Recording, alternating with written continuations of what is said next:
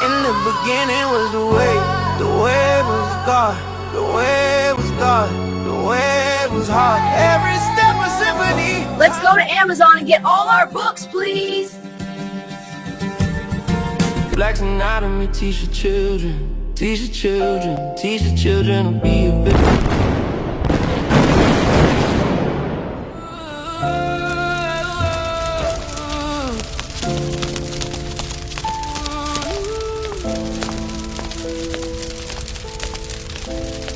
Die a hero or live long enough to become a villain. Black's anatomy, teach the children, teach the children, teach the children to be a villain. Live as a hero for teaching children. Or don't buy the books and be the villain. We say the babies by teaching them. We say the babies by reaching them. If not, diabetes, heart disease, in prison we'll be eating them. That's how we treating them, feeding them futures of cement bars. No stars, just scars, no healing them. Buy the books and let your kids die. Buy the books, don't let the dreams dry. Turn pages or the rage of the system's gonna fry. Die a hero or live long enough to become a villain. Black's anatomy, teach the children, teach the children to be a villain. Live as a hero for teaching children. Or don't buy the books and be the villain. Pages torn, storm of ignorance swarms. Uniforms turn warm, the coldest cycle reborn. Born in the margins, gardens left to wither. If you don't sow the seeds, they'll shiver in the winter. Chalkboards and whiteboards, futures on the line. They draw the maps, but we never read the signs. Pencil snapping of the spine of the mind left behind. Who profits off the blind? The system's designed to erase the crime before it's committed. Knowledge is a crime, then the sentence is infinite. Buy the books or let the truth diminish. Buy the books, let the kids replenish. Die a hero or live long enough to become a villain. Black's anatomy, teach the children, teach the children, teach the children to be a villain. Live as a hero for teaching children. Or don't buy the books and be the villain.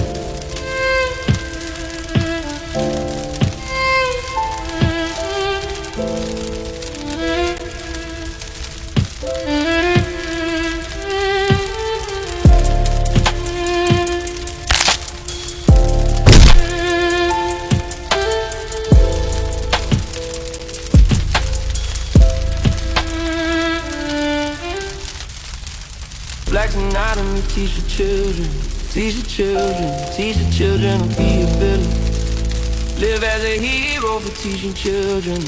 Or don't buy the books and be the villain. We say the babies by teaching them. We say the babies by reaching them. If not. That night, the palace was quiet, too quiet, as if the marble itself had absorbed the adults' plan and locked it away. The guards changed shifts. Lamps burned low in the courtyards. The Abs and Rayal children slipped into their rooms as expected, but each of them carried the same restless pulse.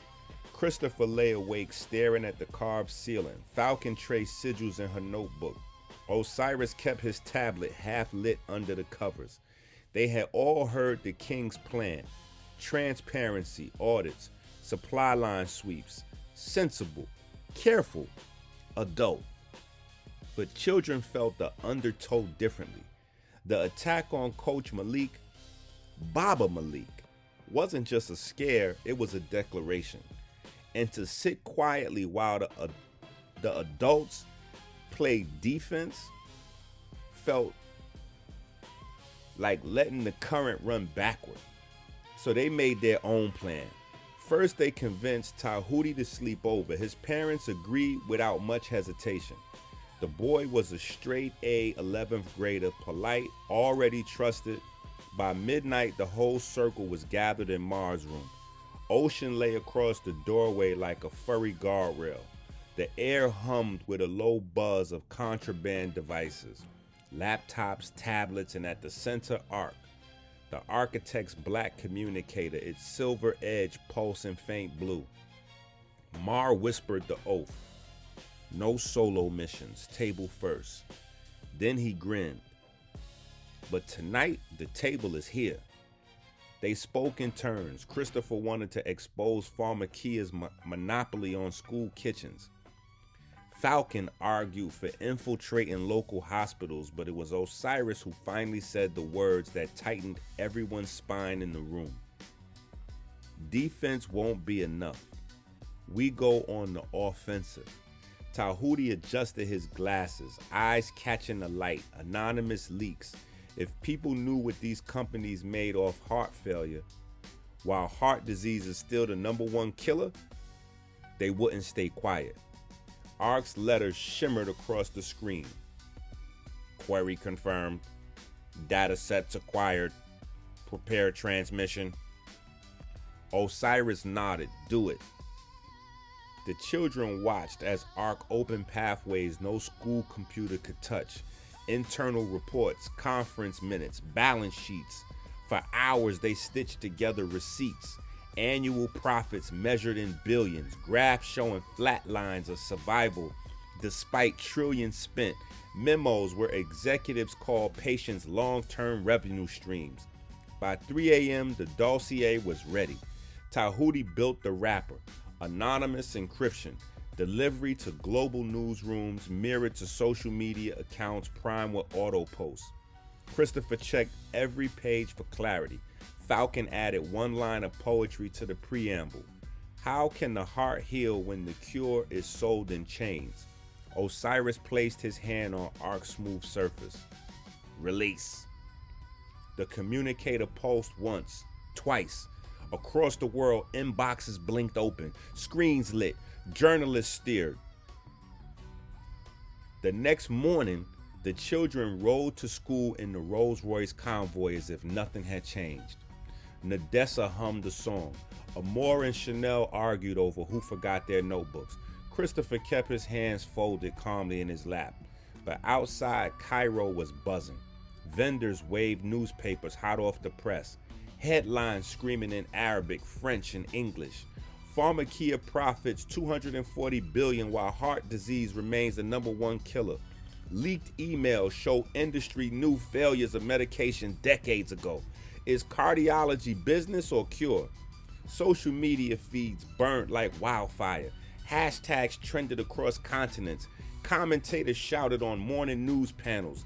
Doctors' groups called emergency meetings.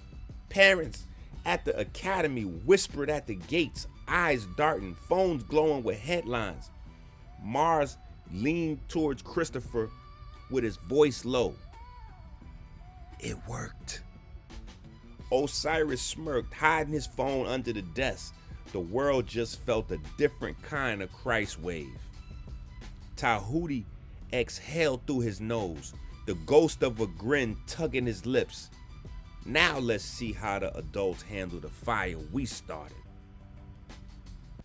By the time the children sat in their science seats, the headlines were still buzzing in every pocket and whisper. Tablets glowed under desks, and even the teachers in the hallways couldn't resist sneaking glances at the news ticker rolling across their phones. Rich walked in carrying his satchel of books and diagrams, but before he could even open his mouth, Rashad, the tallest fifth grader in the academy, always quick with a challenge, shot his hand into the air. Dr. Rich, he said, his voice cracking from both nerves and urgency. Can you teach us about the news? Not just the money and the emails. What are all these heart drugs they sell? What do they do in the body? And why don't they fix people? We want the details, no fluff. The room hushed. Even the chalk paused in Rich's hand. He looked around at the rows of eyes of the young, but already burning and needing the truth. Then he nodded slowly. All right, he said, no fluff. He turned to the board and drew a beating heart, 4 chambers, 2 sides, arrows for flow. Then he wrote the names of the main classes of cardiovascular medicines, his voice low but strong. Statins. What they do? They lower cholesterol by blocking an enzyme in the liver. Where they work? Mainly in the liver, not in the heart itself. How they fail? They don't stop inflammation inside arteries or repair the vessel walls. Plaque still grows if the current of life, which is food, breath, and movement, is broken. Beta blockers, what they do? They slow the heart, reduce blood pressure by blocking adrenaline signals. Where they work? Receptors in the heart and blood vessels. How they fail? They make the pump quieter but don't fix the conductor. Fatigue, cold hands, and even depression can follow. The body whispers, "You've silenced me, but you haven't healed me." ACE inhibitors and ARBs. What do? They relax the vessels by blocking the angiotensin system, the hormones that tighten the arteries. Where they work? Kidneys, blood vessels, hormone pathways. How do they fail? Blood pressure drops, but the deeper question, why was the vessel stressed in the first place, stays unanswered. Diuretics, water pills. What do? Force the kidneys to spill water and salt, lowering pressure. Where do they work? The kidney filters. How do they fail? The numbers look better on paper, but minerals drain too. Potassium, magnesium. The conductor of the heart's rhythm goes unstable. Legs cramp, weakness, arrhythmias creep in.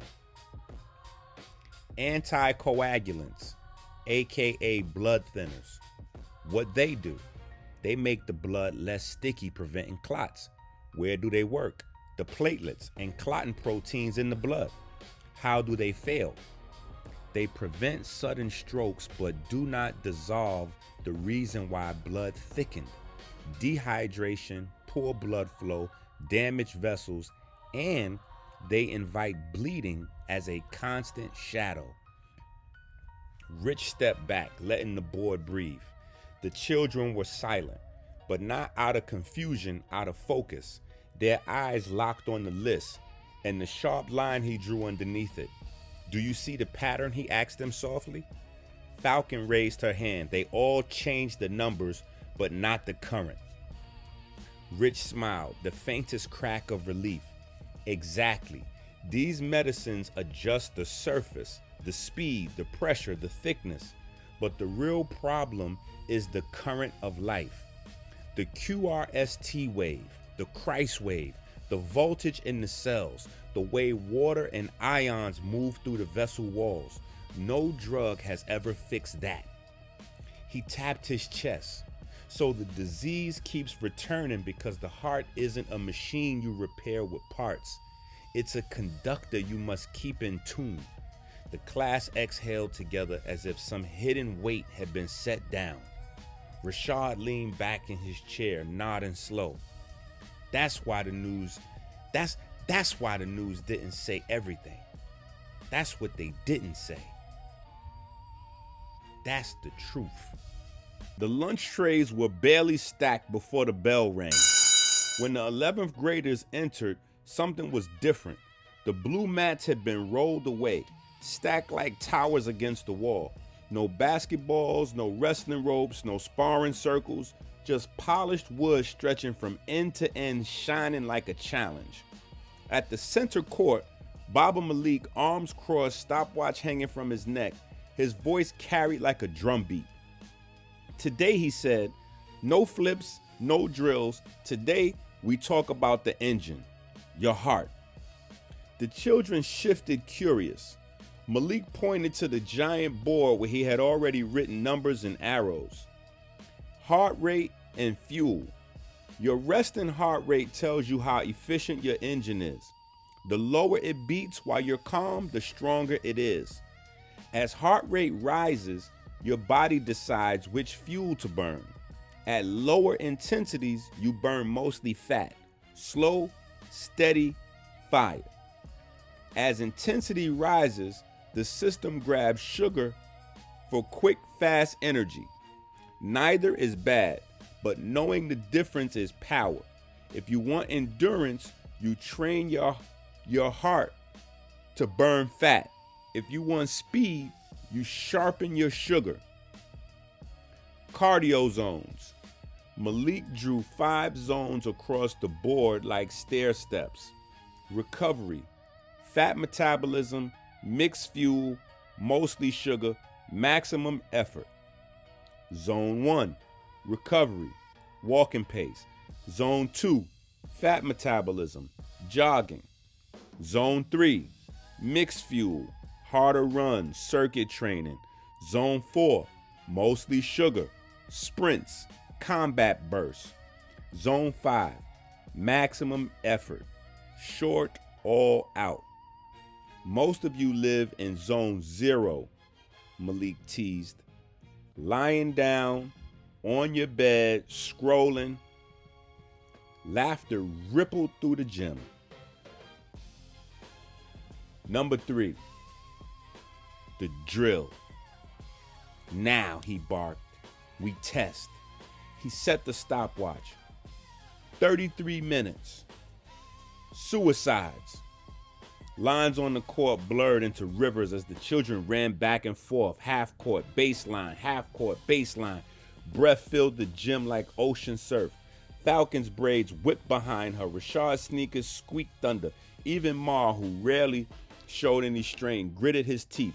Children going in all directions. Jumping jacks, push-ups, sit-ups, everything. Every 5 minutes, Malik shouted new commands. Check your pulse. Feel your breath. Can you still talk? That's your zone. Notice when your legs switch fuel. That's burning. By the 30-minute mark, shirts clung like wet sails. At the final whistle, the children collapsed in circles, lungs heaving but eyes shining. Why cardio heals? Malik let them rest only a moment before speaking again. His voice was softer now, like the cool down after a storm. Walking, running, swimming. He looked from face to face. These are miracles you could do without a prescription. Walking lowers blood pressure, clears the mind, teaches the blood vessels how to relax. Running strengthens the heart muscle. Every step, every beat, every rep, every stride is a current. Swimming, the perfect conductor. Water pressures your chest, forces the lungs to grow stronger. Every cell learns a new rhythm. He knelt, pressing his palm flat to the court. The heart is not a machine, it's a musician. Cardio is practice. Every step, every stroke, every breath is rehearsal for the greatest song your body plays. The gym was silent except for the children's pounding chest. Steady now, slow together, like one great rhythm. Christopher whispered, still half breathless. So cardio isn't punishment, it's rehearsal. Malik smiled. Exactly. And rehearsal is how you become conductors.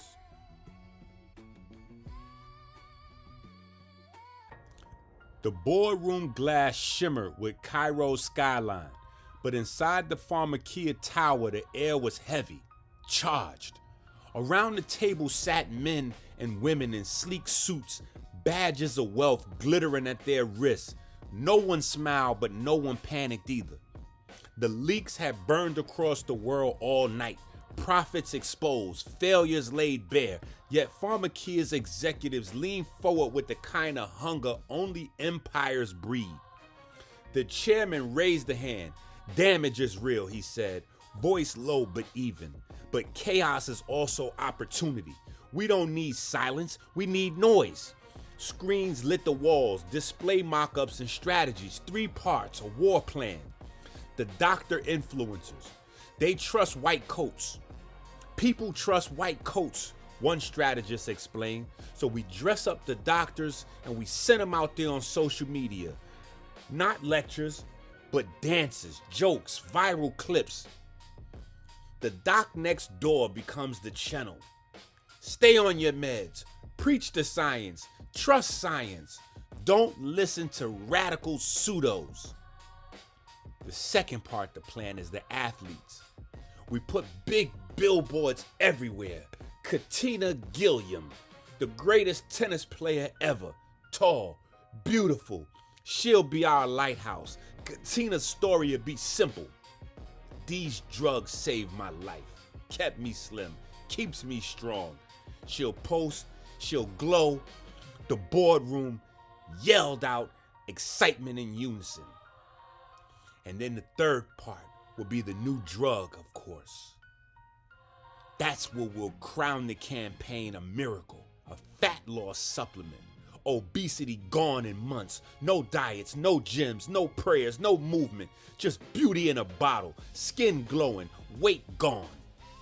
Beautiful forever. Applause rippled like thunder. The real battle, the chairman leaned forward, eyes cold. Understand, this is not science, this is theater. A war of attention. Mind harvesting. Good versus evil. That's for poets. What matters here is clicks, attention. We flood them with images until we drown out the truth. He tapped the screen where Katina's smile gleamed over the highway. Nature versus science, profits versus people, children versus corporations. That's the story they'll try to tell. So we make sure our story is much louder. The room went silent, then filled with nods. Outside, traffic streamed, ordinary people hurrying, unaware of what was cooked up inside the tall offices of Pharmacia declaring its counterstrike. That night, the palace didn't feel like a fortress. It felt like a forge. Screens glowed in every hallway. Katina Gilliam's perfect smile replayed on a loop. Her flawless serve cut into ads. Her voice shimmering with the promise of a pill that could erase weight, erase worries, erase thought. But upstairs behind a locked door, the Abs and Rayal kids gathered like sparks around a hidden fire. They crammed into Osiris's room, knees pressed together on the rug. Tahuti clutched a fresh notebook. Mars scribbled with the fury of somebody chasing lightning. Falcon tapped her pencil against her knee, a steady percussion keeping the circle alive.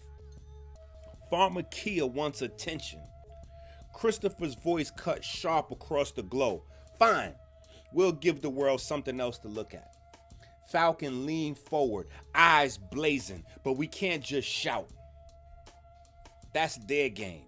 They win with noise. We need something beautiful, something that lasts. Ma turned his notebook around. On the front page, he had scrawled a few words in bold black letters. Pull your own weight. The room went silent. Then every head nodded at once. They would not copy the adults, not fight ad for ad or leak for leak. They would speak as children to children. A book, not lectures, not warnings, a storybook. Pull your own weight would teach the Christ wave, the QRST complex like it was a friend, not a formula. Each push-up, each squat, each swim would be drawn as a prayer in motion. The heart would not be sold as a broken machine needing pills, but revealed as a conductor practicing this eternal song. Simple truths written for kids like them. Walking lights up your vessels. That's simple. Running charges up the current, boost up the voltage. Swimming presses the lungs into rhythm. A children's book against a corporate empire. Taking notes from their teachers, they remembered Dr. Rich's words scrawled across the chalkboards. Medicine adjusts the numbers, but movement adjusts the current. Statins can't teach vessels how to breathe. Only your body rehearsing makes the song strong.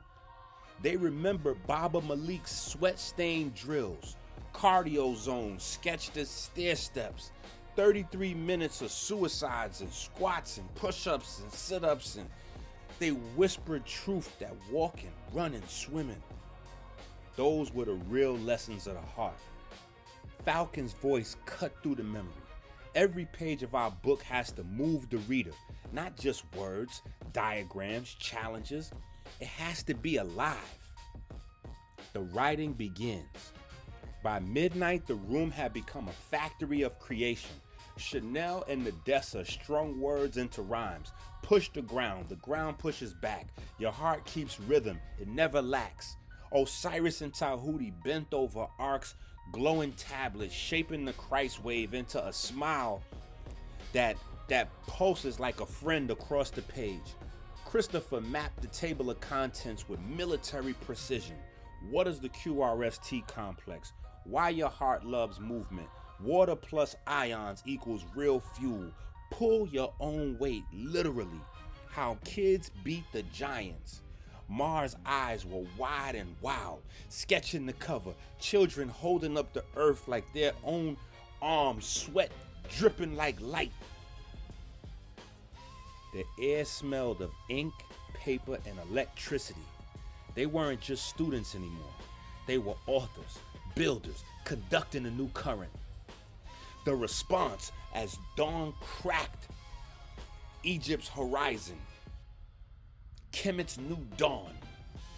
Pharmakia's ad still blazed across the highway. Katina Williams' perfect frame glowed from every billboard, every feed, every glowing window. The world pulsed with her face, her promise. But in the palace, the children bound their first draft together with tape and string. On the cover, in bold, defiant letters, the title glared back at them. Pull your own weight. The Children's Guide to the QRST Complex. Falcon whispered, they've got their influencers, we got our book. Christopher added, and books last longer than billboards. The war of attention had a new weapon now. Not noise, not ads, not money. Pure light.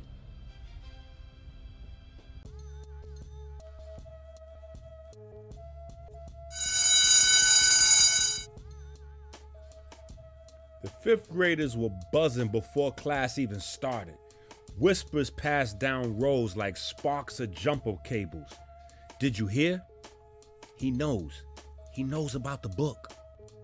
When Dr. Rich Abs entered, the chatter dropped into silence. He sat his satchel on the desk, but instead of reaching for chalk, he folded his arms and leaned back against the chalkboard.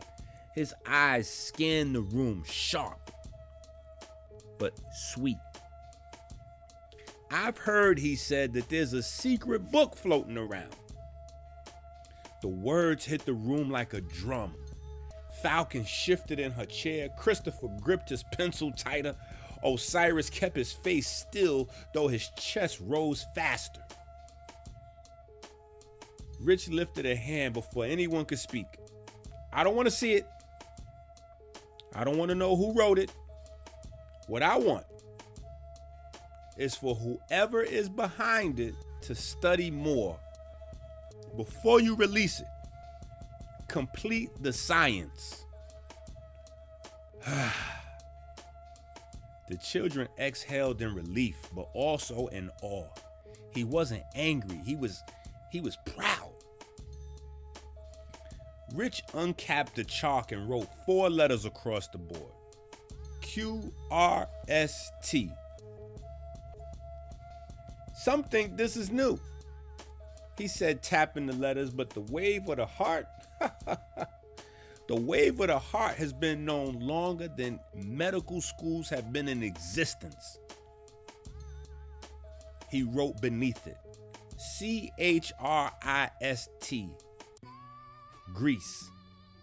KRST, Kemet. In Greece, he continued, the word Christ. In Kemet, Christ. Both tied to the same sound, the same vibration, frequency, both tied to the heart. What you call Christ today is older than your textbooks by thousands of years. He let the chalk fall silent, then turned back. For 5,000 years, the heart has been understood not as a pump, but as the source of earthly life, the generator of the body's magnetic field, the connection point to God. Gasp across the room. Nadessa's eyes widened. Rashad whispered, 5,000 years? As if he was trying to stretch his mind across that time distance. Rich Ab stepped forward, his voice softer now. I've spent this whole day teaching every grade in this school about life science through the heart, the history and evolution of the science. This is very important for a book for accuracy and because history gives you the roots, the origin stories. He paced slowly. If there are any anonymous authors amongst you in this class, know this. I'll tailor every lesson, every diagram, every drill to give you what you need. You are building something bigger than yourselves in these books. Bigger than me, bigger than this school. The children sat frozen, not out of fear, but wonder. They felt seen without being named, guided without being exposed. As the bell rang, Rich gave one last nod. Study more, complete the science. If you're gonna write books, make them true enough to outlive the billboards. He turned back to writing on the board, but the children filed out carrying a weight heavier than homework. They carried the charge of history itself. The seated table buzzed with trays and chatter. Mango slices passed back and forth. Pencils still tucked behind ears from morning classes, but today there was someone new in the circle. Her name was Osset. She slid in beside Falcon with an easy smile, her laugh already blending into the rhythm of the group as if she'd been there all along. Nothing about her was flashy, no loud gestures, no need to prove herself. Just every few minutes, her eyes found Osiris, a glance quick but warm, enough that Falcon caught it, enough that Christopher raised a quiet eyebrow. Osiris kept his head down over his rice and lentils, but his ears burned. Osset was talking mostly about food. It wasn't about anything ostentatious. She said, "It's not easy being a vegan in my house, guys. My brother eats pizza like it's air. My mom still fries chicken 3 nights a week. Me, I learned to work around it," she smiled. "Beans, rice, fruits, greens. That's how I keep my legs working." "How you keep your legs working?" Nadessa asked.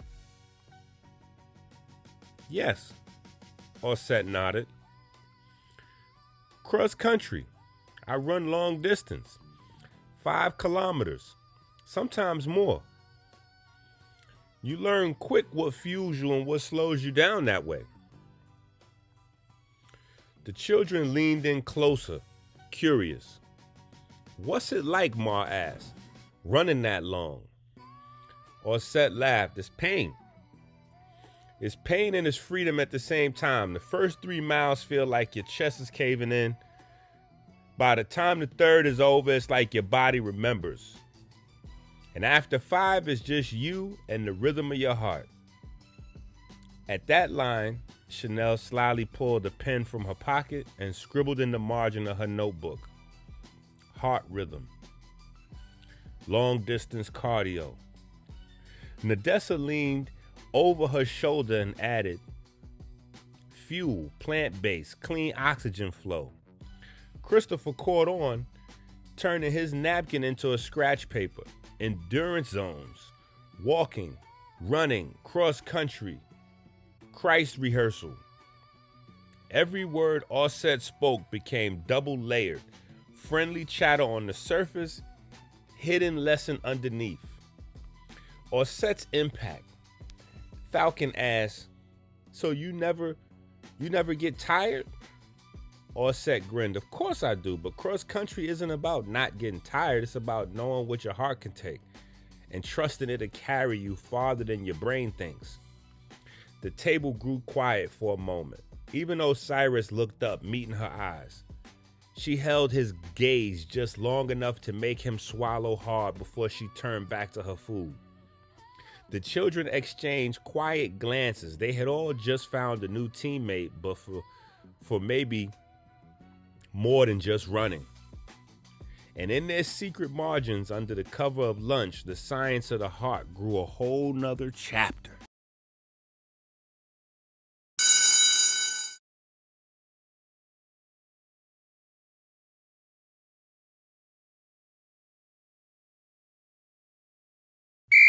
After lunch, the 11th graders filed into the gym, shoes squeaking against polished wood. The mats were already stacked tall against the walls, leaving the floor wide and bare. Baba Malik stood at the center court, stopwatch hanging from his neck, eyes sharp. You're juniors now, not little kids. This semester is not about games. It's about foundations. He pointed to the signs across the gym. Pick your workout. You can do volleyball, you can do track. All of these things give you cardio. Football, soccer, basketball, swimming.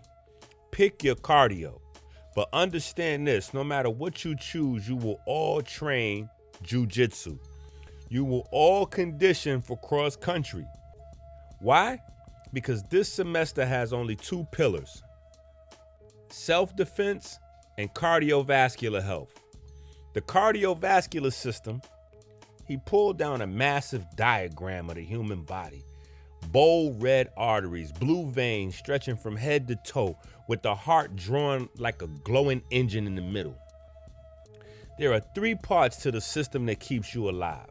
Learn them now, because every sprint, every kata, every lap will bring you back to this. The heart. 4 chambers, 2 sides. Right side sends blood to the lungs to pick up oxygen. Left side sends it to the body to deliver. About 100,000 beats a day. Every single one is electric. QRST, the same rhythm as your ancestors first recognized in Kemet. It's not a pump, it's a conductor. Fail the conductor, the whole song ends. The vessels, arteries, veins, capillaries, over 60,000 miles inside you. Enough tubing to circle the earth twice. They expand when you move, collapse when you sit too long. Moving is what keeps the river flowing. The blood, plasma, red cells, white cells, platelets. It carries oxygen, food, hormones, proteins, heat, waste. Think of it as the cargo line. If it gets too thick, too much sugar, too much fat, too much acid, not enough water, the current slows down. The cargo piles up and the vessels rot. Your focus. I don't care if you choose football or swimming, the sport is just your stage. The real training is the chest, the cardiovascular system. You'll fight to protect it. You'll run to strengthen it. You'll sweat to cleanse it. Martial arts sharpens the body. Cross country hardens the river. Together they'll keep you alive long enough to use all your gifts. The 11th graders stood straighter, some nodding, some biting their lip, all aware this wasn't a game anymore. Malik blew his whistle. Sign your names up, then get ready. All seasons begin tomorrow. This excludes tryouts. By last period, the sun had softened, throwing long golden stripes across the windows of Madame Layla's classroom. The 9th graders sat in rows, their notebooks open, pens tapping with a mix of hunger and fatigue. At the center of the 2nd row, Osiris could hardly pay attention, not because the lesson was dull, but because Osset was there. 3 seats away. She wasn't looking at him, not once. Her head stayed bent, her dark hair falling like curtains over her notebook. Every stroke of her pen was precise, deliberate. To Osiris, it was unbearable and mesmerizing all at the same time. He stared, hoping, but she only ever looked back to her page. Madame Layla's voice filled the silence. She was standing in front, dancing, bouncing, strutting through the classroom, chalk dust gathering on her black shirt, her French accent softening the edges of her words. Today we are studying the pre-Bible gospel. Not as doctrine, but as history, as language. She wrote the word on the board.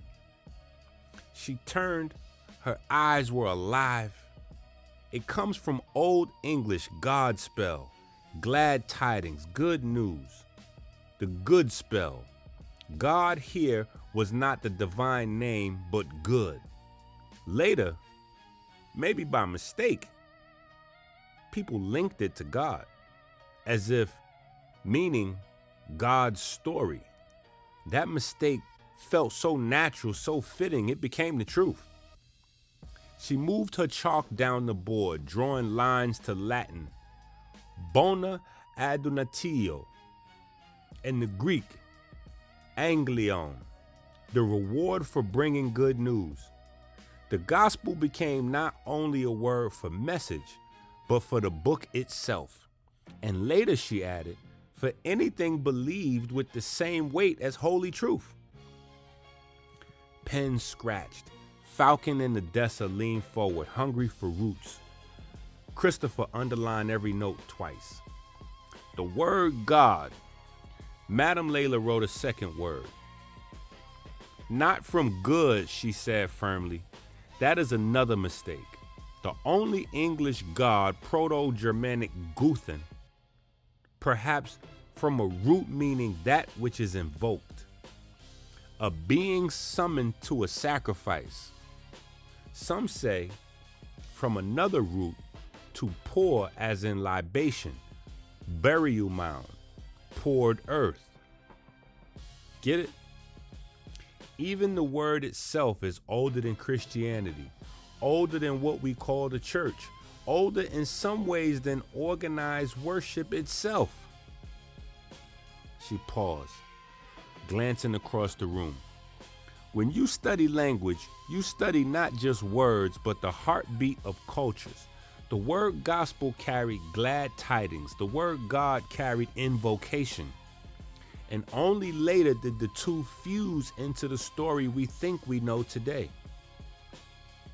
The children were stunned, not bored, stunned. Osiris felt his pen moving without thinking, copying every root and every note. Though his eyes kept trying to drift towards Osset, she didn't look at him. She didn't giggle. She didn't get distracted. Her focus was absolute. She was studying like someone who had come to war with ignorance itself. Ma whispered across the aisle, "This is older than medicine." Falcon whispered back, "Older than any school." Madame Layla smiled faintly as if she heard them. 5,000 years, children. The heart has always been the book. Language only tries to catch up. The bell rang. No one moved. They had come to expect literature and instead had been handed theology, history, and science all braided into one world, one word. As the room slowly emptied, Osiris stayed back a second, watching Osset pack her bag, without once even looking at him. He sighed, copied the last line Madame Layla wrote on the board. Study words. Maps of the heart. The palace was quiet except for the muffled hum of Egypt in the nighttime. But in Mars' room, the quiet was impossible. Books, notebooks, half-drunk cups of tea, sheets of scribbled diagrams lay scattered across the carpet. The children were all piled in, shoulders touching, eyes bright. They knew now this wasn't play. Every class, every lecture, every drill from every teacher was raw material. They were collecting sparks for something bigger, a masterpiece. The children didn't even fully understand. They were helping write it. But every word was being woven into the children's secret book. Christopher sat cross-legged, arms folded. We're missing something. We need Tahuti and we need Aset. If we're gonna pull this off, they can't just visit. They need to live here. Palace hours, palace rules, palace family. Nadessa nodded, but how do we explain it to the king? We can't just say we like them. We need a reason, Falcon said. Something that makes extra time together a need, not a want. Ideas flew. Sports teams, science clubs, choir. Nothing felt strong enough. Then Chanel, lying on her stomach, chin in her palm, said softly, debate. The room paused. Debate? Ma repeated. Chanel sat up, eyes glowing. There's no debate team at the academy. No department, no rules, no expectations. If we ask for it, no one can say we're replacing something that already exists. And debate is perfect. It's about words, arguments, truth versus lies. It's training for exactly what we're doing against pharmakia. Silence broke into nods. Debate team, Osiris said. That's how we make it official. We say we need Tahuti because he's already the best speaker in the grade. We say we need Aset because she's on cross country and endurance in debate is as important as endurance in running. It sounds right even if it's a stretch. The next day, they stood before King Solomon in the Cedar Hall. Their proposal written cleanly in Mars' careful handwriting. We want to form a debate team, Christopher explained. It'll be a new department, no budget yet, no expectations, but it will represent the academy. We'll need to practice outside school hours. So we're asking to have Tahuti and Aset move into the palace for the semester. The king leaned back. He studied them for long enough that ocean whined softly at his feet. Finally, he said, if Dr. Rich agrees, I will allow it. The children turned to Rich. Rich studied their faces, every one of them too bright, too eager. He knew they were up to something, building something, hiding it behind clever words and smiles. But he also knew this was how knowledge worked.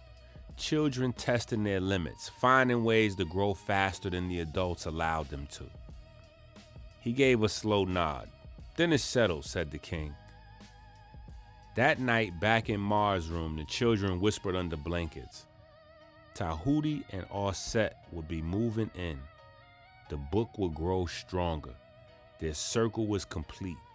The war outside was about money and screens. But inside the palace, something deeper.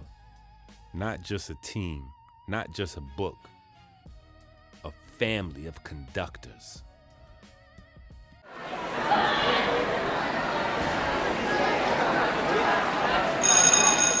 The academy halls were alive with the usual morning, lockers slamming, metallic clatter, voices overlapped in waves.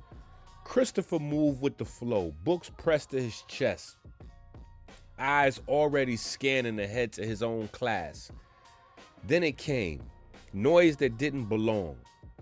His stomach sank. He didn't need to see, he knew. Osiris!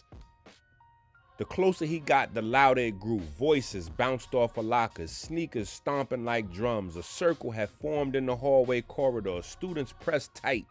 Fight, fight, fight, fight. Christopher shoved through, elbowing. Osiris stood in the center, fists raised, jaw clenched. Opposite him was Seth, equally coiled, stance wide. Not today, Christopher yelled. He stepped in, grabbed Osiris, jerked him from in front of Seth, and pushed him inside his class. Osiris stumbled through the class. Not a second too soon either. Teachers had just spun the corner. Christopher sprinting back down the corridor now, the late bell screeching. No one in his room knew what had just happened, but Christopher knew. Osiris knew. Seth knew. The day had barely begun, and already the current was strong. By the time third period rolled around, the fifth graders had settled into their seats, notebooks open, pencils tapping, waiting for Dr. Rich. He strode into the front, sat his books down, his satchel down, and without a word, he just wrote a single number on the chalkboard. 14. Today, he said, we talk about 14. The room leaned in. Osiris and the 14 pieces. Osiris, Rich began, was the first Christ in Kemet. Long before Greece, long before Europe, long before the word Christ, there was the word Christ, the anointed one. He paused, drawing a figure on the board, then dividing it into 14 segments. The story says Osiris was cut into 14 pieces, scattered across the land.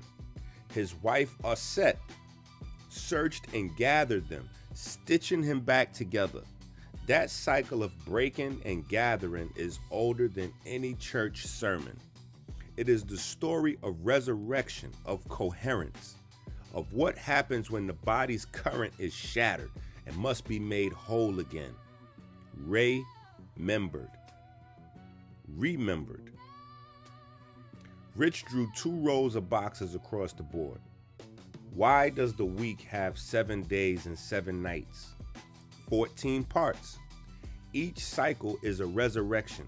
Every week you live is a rehearsal of Osiris's gathering. Every Sunday is a reminder that the pieces come back together again. The children scribbled furiously in their notebooks. Even in the Gospels, the number returns. The lineage of Christ in the New Testament is written in 3 generations of 14. 14 begets 14 begets 14. Do you see the echo? Osiris to Christ, Christ to Christos. 14 to 14 to 14. He tapped the number again. This is no accident. The ancients were encoding a rhythm into story. Numbers were not decoration, they were the operating system. Then Rich drew a triangle, then a circuit diagram, then a piece of shimmering blue-green faience. Silicone, he said, the same element inside your computers today, running your phones, driving your networks. It was already sacred in Kemet. In faience is a number place for 14. In temple tiles, in circuit-like floor plans of the pyramids. The ancients were building technology long before we gave it that name. The number 14 is embedded there too. 14 electrons. The capacity that makes silicon such a conductor of information is the number 14. He looked around the room, letting silence breathe. Osiris was the first Christ. Every man who was anointed, every conductor of the current became a Christ in his own time. 14 is not just history, 14 is not just myth. When a man is anointed, he is becoming an Osiris. 14 is the code. Time, technology, temple, the body, all woven together. He sat down the chalk. So when you hear the word Christ, you're hearing about Osiris. When you read about Osiris, you're hearing about the original Christ. When you swipe your finger across your cell phone screen, remember, you are touching that same current. And you are carrying a story older than 5,000 years. The bell rang, but nobody moved. The ancient setting in the Bible is the land of Canaan. Canaan is considered a holy land because that's where Osiris's body was found, in a place called Byblos. Yes, Byblos. Sounds just like the Bible, right? The tree in the middle of Byblos is where Osiris's body was hidden. Yes, just like the tree in the middle of the Garden of Eden.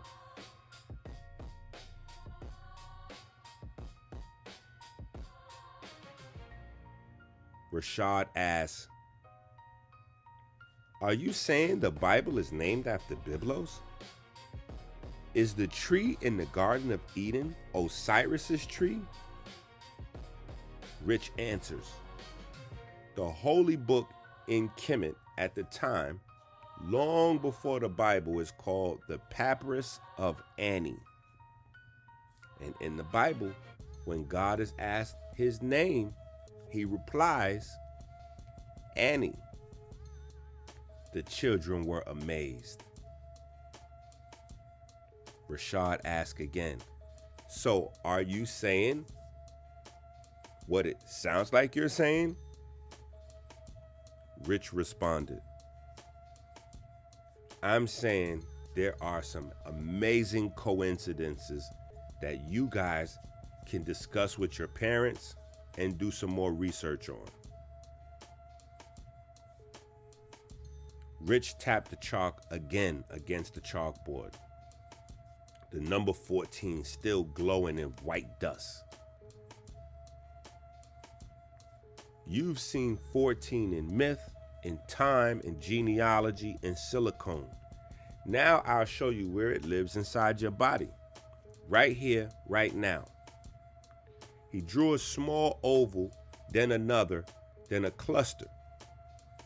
In your cells, energy is not burned, it is conducted. There's no such thing as burning fat or sugar. It is converted into electricity. Electrons pass down a chain of proteins, pigments, complexes, until they reach oxygen and create water. That passage, that tunneling, that quantum tunneling only works if the distance between each pigment is very, very precise. He underlined the number 14 again. 14 angstroms. That is the maximum gap an electron can leap by quantum tunneling inside the mitochondria. I want y'all to try to say that word fast 10 times. Quantum tunneling, quantum tunneling, quantum tunneling. Any longer than 14 angstroms, the signal collapses. Shorter than that, the system breaks. 14 angstroms, the same number that shaped the story of Osiris, that give us our weeks, that patterned the Gospels, that made silicone a conductor. Also is the magic number for power in your cells. The students were amazed, caught between mythology and physics. Rich smiled. Don't think these are just coincidences. Think of them as echoes, maybe. The universe keeps time in numbers. 14 is one of those numbers. Rich raised his hand and shooed the children off. Don't be late for your next class. Go. Book slammed shut, kids scrambled for their bags, whispers all around the room. And just like that, The griot. Dr. Rich Abs encoded some science into a story that the children would never forget. The lunchroom was buzzing louder than trays and silverware could explain. Everywhere you turned, somebody was whispering about the same thing. Ooh, Osiris and Seth was about to have a fight. Chris broke it up. I think it was over Orset. No. Seth broke into his locker. No. Seth shoved him while they was walking down the hallway. That's what the fight was over. Y'all don't know what the fight is over. Nobody really knew what the fight was going to be about. They just knew Seth had a reputation and Osiris had the fire to answer back. By now, the story had a dozen different versions, each one louder than the last one. Every table carried these rumors like gospel, except one, the Rayal and Abs table. The air was different. Christopher, Mar, Falcon, Nadessa, Chanel, all of them leaning in with grins as Tahuti and Orset listened. His Majesty the King agreed. Both of y'all are cleared to move into the palace for the rest of the semester. Tahuti blinked. Orset's fork froze halfway to his mouth. The table erupted in cheers. Falcon clapped. Everybody was clapping and saying yay, and Nadessa and Chanel started planning which rooms they was gonna have, and Osiris was quiet and looking happy, and Orset's face didn't match the mood. Her smile was thin, her eyes somewhere far and distant. She looked sad. Falcon noticed first. "What's wrong?" she asked. Orset put her fork down and said, "I can't leave my little brother Rashad." The whole table stilled for a moment. Even the background noise faded. For a moment, no one had an answer. Then Mar leaned back with a crooked grin and said, "Well, just bring him too." There was a half a beat of silence, and then the table bust out laughing again. The kind of laugh that clears the air and makes it impossible to feel sad. Even Orset started laughing, though her eyes still carried some weight. I pray to God with my push up. I pray God bless my heart. A billion blessed moms, the most talented art. I pray to God with my push up. I pray God bless my heart. A billion plus moms, the most talented art. Chest tight sweat. The gym echoed with the sound of sneakers squeaking and bodies moving in rhythm. Baba Malik's voice cut through it all, sharp as a whistle. Today you will learn what it means to pull your own weight. No machines, no excuses, just calisthenics. Your body is the gym. The children dropped into lines, push-ups, sit-ups, squats, jumping jacks, just like Richard's prayer. Malik paced like a general, correcting posture, calling counts. But the pull-up bars is where the spark caught fire. Seth stepped up first, chin high, smirk already forming as the class watched. He leapt, gripped the bar, and began to crank out pull-ups. At the same time, Osiris jumped up on the pull-up bar and started giving him a run for his money. Both boys battling it out, back and forth. No words, no smirks, just pure electricity on the pull-up bar, pulling their own weight. The duel went from pull-ups to sit-ups, from sit-ups to squats, to jumping jacks, to push-ups. It was like going back and forth. Seth went down, Osiris came up, Osiris answered, Seth answered, Seth took it again, Osiris took it again. Each victory only pushed the other one further. Whoever went second always pushed 2 or 3 more reps past whoever went first. As the numbers themselves were punches thrown, by the end of the gym class, it wasn't just counting along. It was screaming, it was cheering, it was clapping. Baba Malik scratched his head, pacing back and forth. What has gotten into these boys? The students knew. No one said it, but everyone knew. This wasn't just exercise. It was the fight that almost happened in the hallway, now burning alive in the gym through calisthenics. And by the time the bell rang, every student carried the same thought out of the locker room. The rivalry wasn't going away. It was only getting bigger. By dismissal, the competition in the gym wasn't just a story, it was the story. Osiris versus Set. Round 1, without fists. And the whole campus was talking about it. That afternoon, as the sun slanted low and painted the academy steps in bronze light, the palace sent out its envoys. Royal cars with polished emblems pulled into quiet neighborhoods where ordinary houses stood still with surprise. Orset's home, her mother stepped onto the porch, wiping her hands on a dishcloth wide. By order of the Majesty, Orset and Rashad invited to reside in the palace. It is crazy. Orset just kept things quiet. Her and Rashad just eased their way into the Rolls Royces as smoothly as possible. Her father, on the other hand, in the house, dropped his tea. The siblings were staring out the windows. It was a mess on the inside, but on the outside, very smooth. At Tahuti's house, it was quiet on the inside and quiet on the outside. His grandmother was very surprised. Tahuti said, "You've always had a voice." In the beginning was the way was God, the way was God, the way was hard. Now the world will get a chance to hear it. Thinking of his grandmother's words, Tahuti packed light. His books, his notebooks, little bit of gear.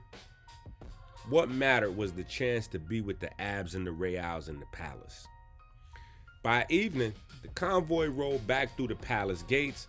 The children spilled out, Orset and Rashad staring wide-eyed at the sweeping halls and marble floors, Tahuti silent but burning with resolve.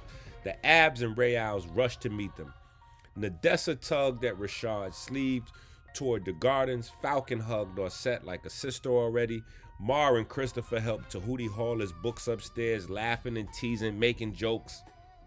The palace, once echoing with its usual order, was now pulsing with a new energy. Bedrooms filled as they walked down the hallways and corridors. The family had grown, the circle had got wider. And in whispers after the lights dimmed, the older children knew. This wasn't just more company. This was the next step in their plan, their book, The Quiet War. The palace wasn't just home anymore. It was headquarters against Pharmakia. The dining hall was alive with light and laughter. Candles glowed in tall bronze stands. Their flames flickered against the gilded ceiling. A 10-course celebration laid out. The dinner was amazing. I mean, that's the last thing we can remember, honestly, was the deep red veggies and the chickpeas and the caramelized oranges and purples and the grape leaves wrapped around the fishes and the herbs and the bread baskets that were overflowing and the parsley and coriander and the laughing and the joking, and it was just so amazing. It was so amazing. I mean, Orset and Tahuti had just moved in. In the beginning was the way was God, the way was God, the way was hard. Every step a symphony. Let's go to Amazon and get all our books, please. Black's anatomy, teach your children, teach your children, teach your children to be a victim.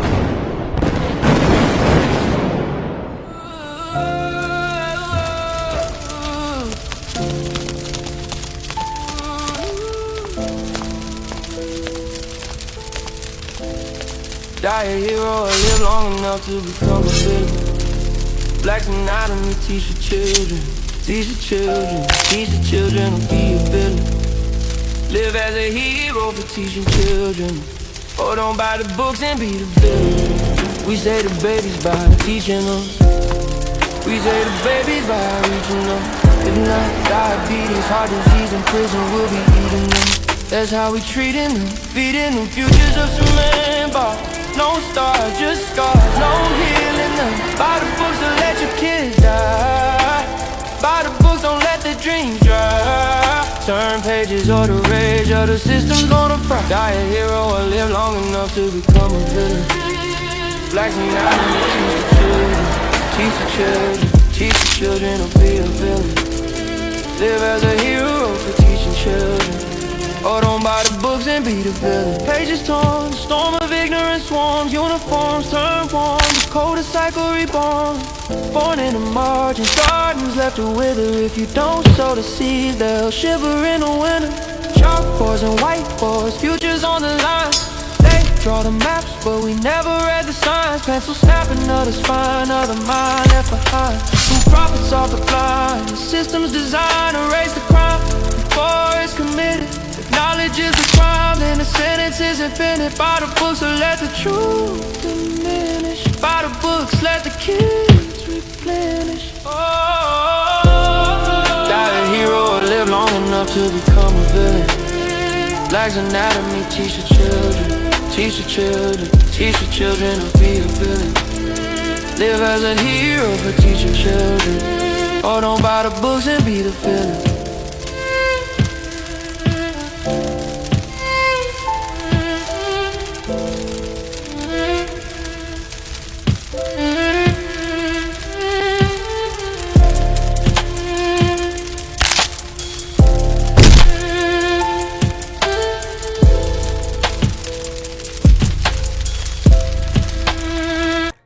Rich walked in like he didn't do anything.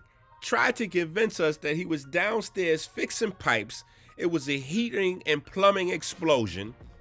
And we just had dinner like nothing. I mean, we played it off for the adults, but we didn't believe a word of it. We ate, we smiled, but we went and plotted. We said, no, somebody's lying. This smells fishy. Immediately, we went up to the headquarters to figure this thing out our way. The palace hallways hushed as the family broke from the dining room, went upstairs, and entered into the headquarters. We immediately started to working on the book, pulling out notebooks,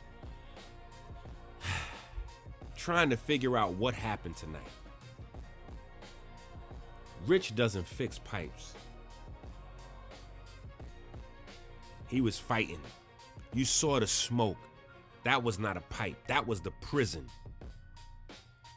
That was the prison. Somebody was trying to escape from the prison. That explosion must have been mercenaries, guards. Who knows what exactly happened? I don't know. You think he won? I mean, just him by himself? You think he was able to beat up prisoners and mercenaries and whoever else was exploding the palace? Well, he wouldn't be back if he didn't. I mean, clearly he didn't lose. If the guards were fighting and Rich had to go down there, then who was the target? The prisoners or us? The palace must not be as safe as we thought it was.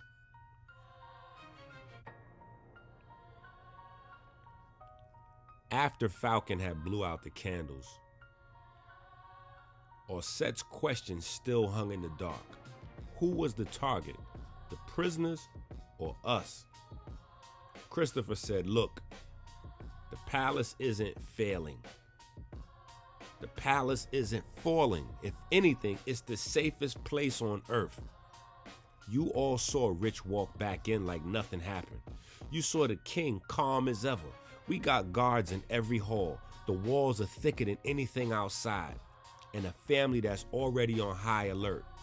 Whatever happened tonight, we're safer here than anywhere else in the world. Mars said, they deserve to know. That's why they're here. They're part of this now. Falcon glanced at Osset, Rashad, and Tahuti. Chanel whispered, okay, well, we can't hide it forever. Mars slid the stack of papers from under his bed and showed them the book. This, he said, this is the reason you're here. We're writing a book, not just any book, a children's book that teaches the QRST complex, the truth that Pharmakia doesn't want anyone to know. Pull Your Own Weight is the title. We're gonna put this book everywhere. This book might even be on Amazon one day. Wait, are y'all dead serious? A book? Yes, a book. Every class, every drill, every lecture, we're collecting that information. We're putting it into these books. That is not a book. That's a weapon of words. Exactly. A weapon that spreads something bigger than us, bigger than the school. Osset was quiet, showing the papers. This is why the king let y'all move in. Not a debate. Not really. That was a cover story. This is the real reason. Man, this is crazy. I'm in. Me too. I'll help write. I'll speak if you need me, and we'll make it louder than any billboards Pharmakia can use athletes for in the world. The group let out a breath. Christopher said, see, I told you, the palace is safe. And now, so is the plan. We've got everyone that we need. Then it's settled. Tomorrow we start working on the next chapter.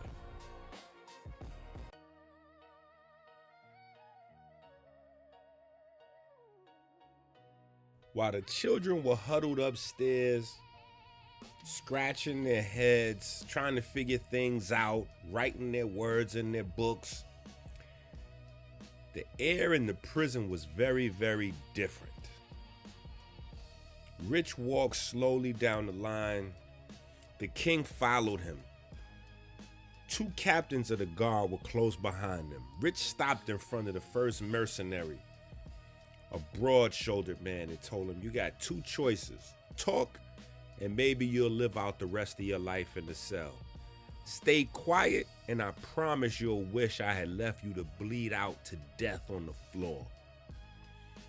The mercenary met his gaze and spat blood out onto the floor. Rich's hand shot out like quick lightning, grabbed the man's arm in a jiu-jitsu lock until the bones cracked. The mercenary's face twisted in pain, but he didn't cry.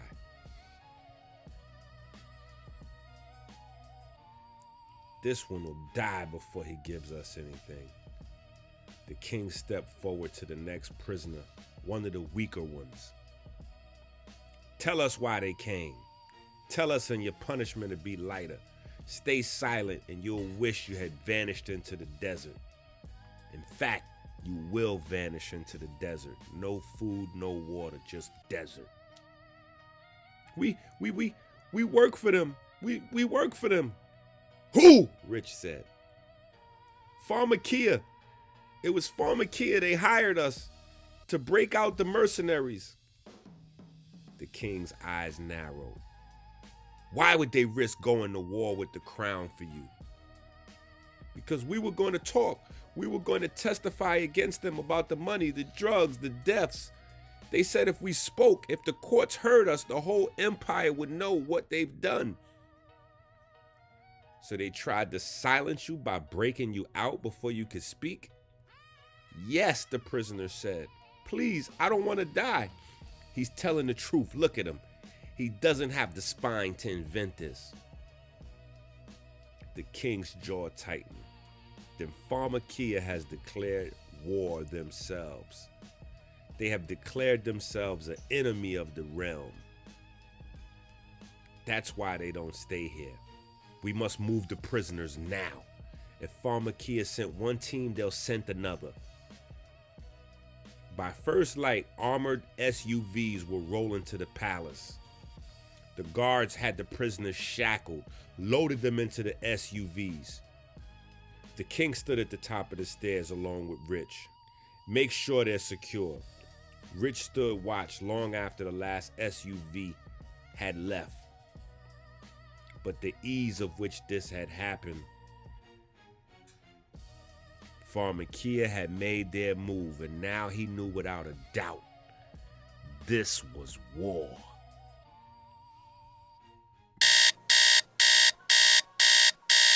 The palace was still dark when Christopher shook Ma awake. Up, come on, run with me. It's 5 a.m. Exactly. Nobody's up. It's the perfect time. You're not talking about exercising, are you? Yeah, of course. Exercising and some answers. You really want to see it, don't you? Bruh, smoke doesn't just happen. If Rich fought, if something blew up, there's got to be some traces. We got to go find them. Ma blinked. Wait. All right, come on.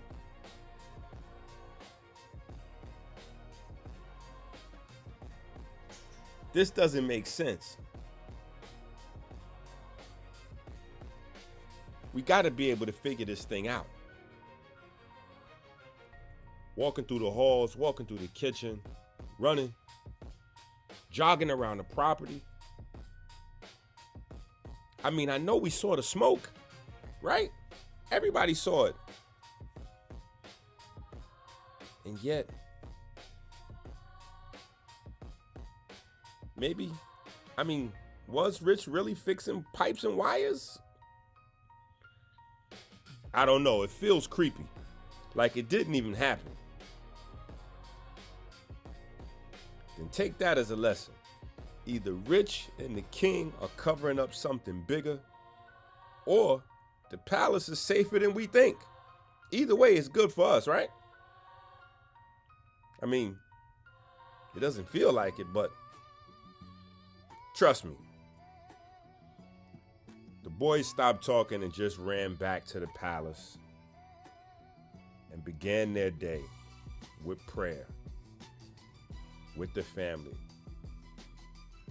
As if they weren't out an hour before trying to find some evidence.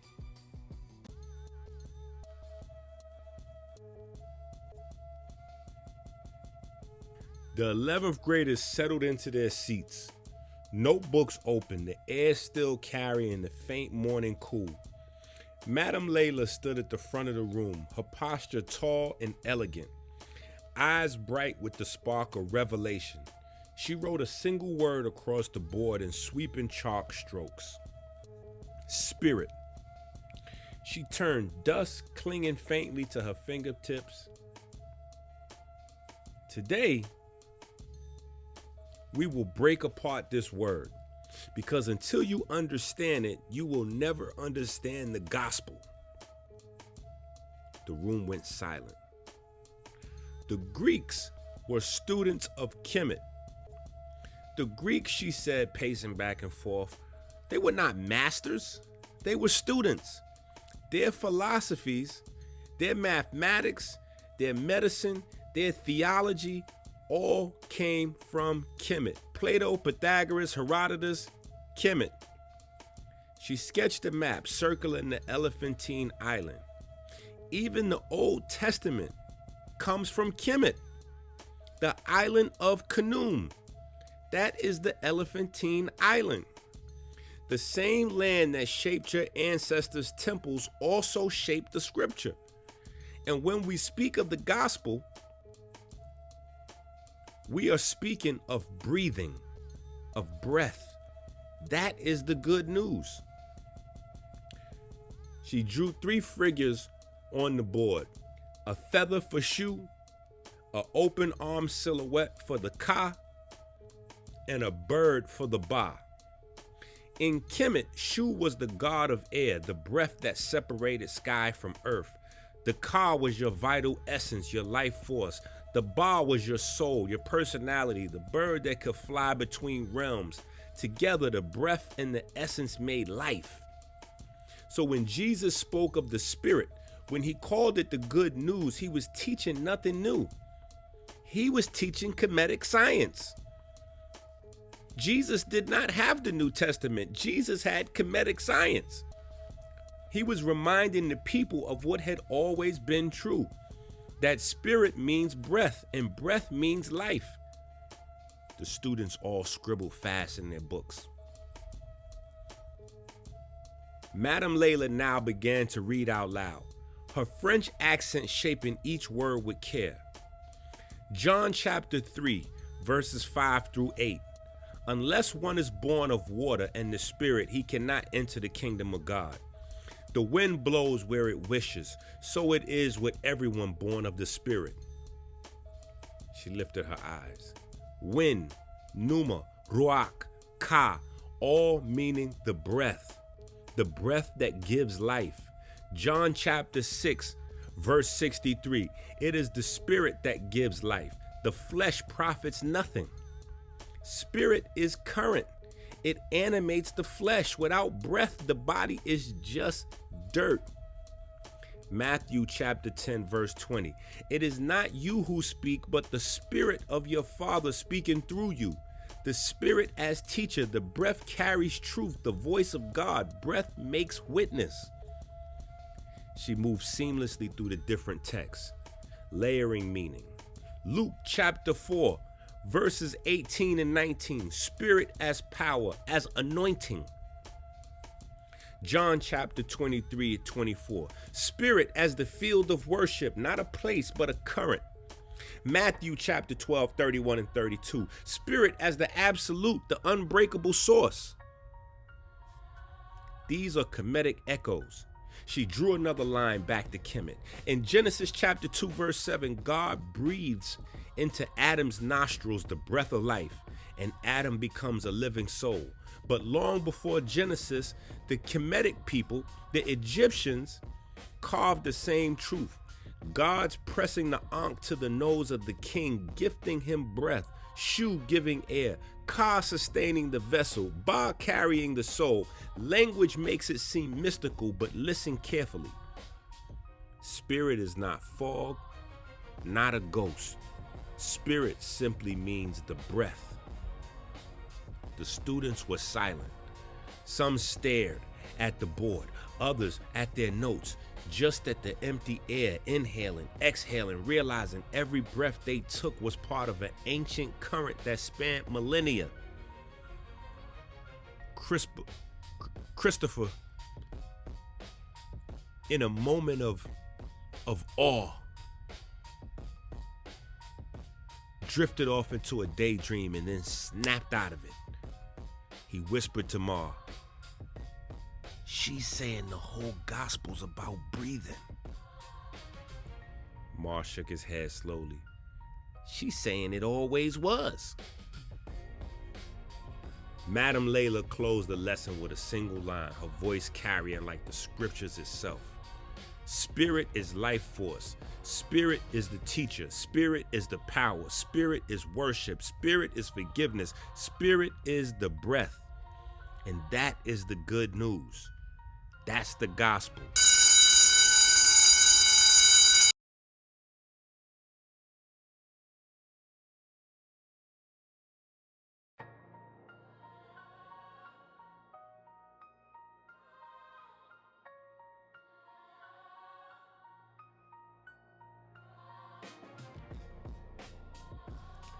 The class hummed as students shuffled in, bags hitting desks, pencils clattering.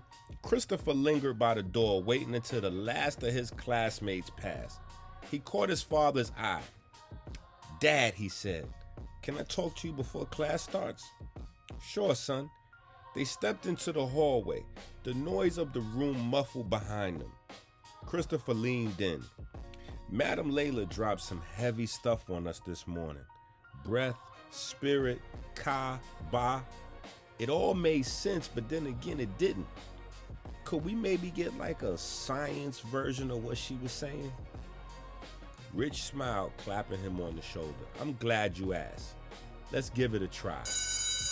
The bell rang and the 11th graders settled into their seats. Rich stepped to the front, dropping his notebook on the desk. "So," he said, "I hear you had a very deep religious and philosophical class this morning." The room buzzed with nervous laughter. From the front row, the Clinton twins, Crystal and Mika, blurted out at the same time, voices overlapping as usual. Madam Layla basically reduced the entire gospel to just breathing. And it made sense, but at the same time, it doesn't make any sense. The class broke back into laughter, heads nodding, shoulders shaking. Even Rich was laughing. All right. Here's the deal. What Madam Layla gave you was a symbol, a metaphor, and metaphors can be powerful if you know how to use them. Think of it as a mnemonic device. A mnemonic device is a shortcut for your memory. The ancients wrapped knowledge in stories and symbols and images so it could be remembered, retold, passed on. That's not less real. Sometimes it's more real because it sticks in your brain. He turned to the board and wrote in big letters, Biosemiotics. Biosemiotics is the study of signs and symbols in biology, of how living systems create and interpret meaning. DNA is a code. The heartbeat is a signal. Breathing is both function and metaphor. So when someone says breath is spirit, they aren't just being mystical. They're pointing to a symbol that works in your body and in your language. The anomalies of 4. He drew a chart. 4 gospels, 4 kings on the king's monument, 4 letters in Christ, 4 letters of Christ,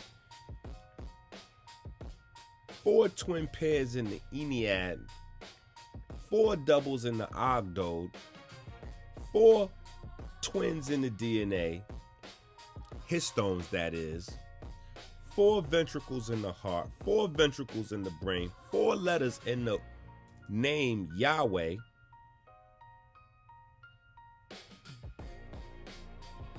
Now Rich said, turning back, is this coincidence? Yahweh adds up to the number 26, the number of magnetism that holds form.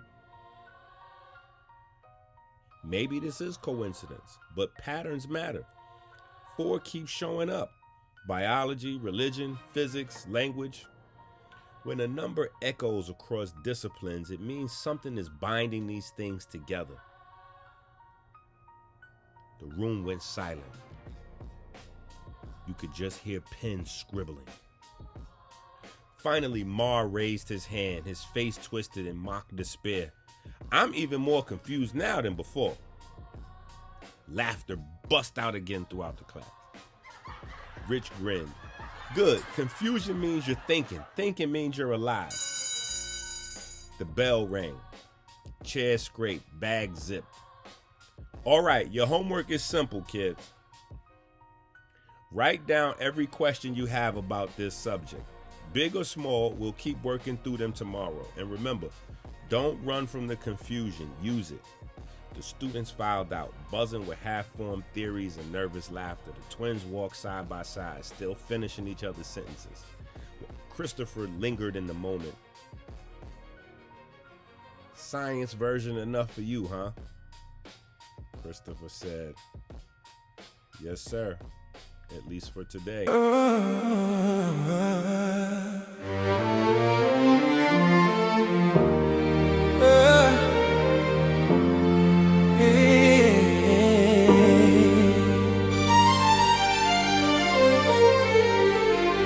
Rolling through the sand like a thought in disguise.